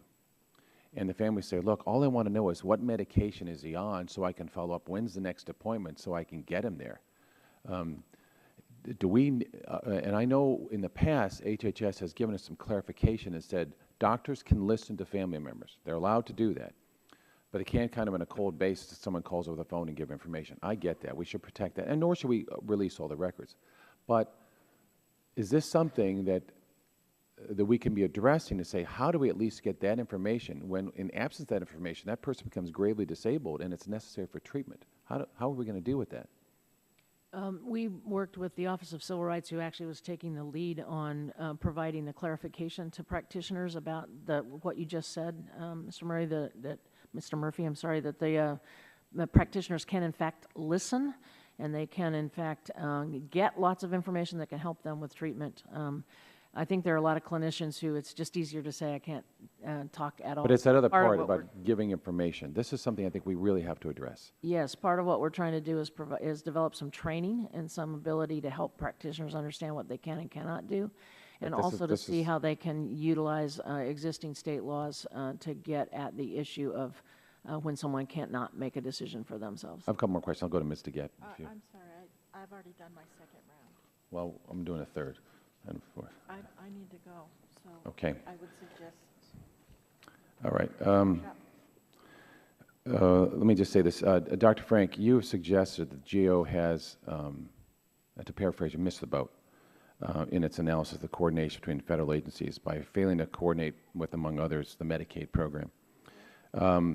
Now, this kind of goes into the struggle we're having at the federal level, but let me ask you how you coordinate on the ground as your state. For example, I understand this morning the state of Kansas is debating removal of many mental health medications from its Medicaid program. Are you even aware that Kansas is proposing to remove these drugs? Apparently the federal government pays 55% of the cost of that program, but here's the Kansas proposal to even remove those. Are you aware of that?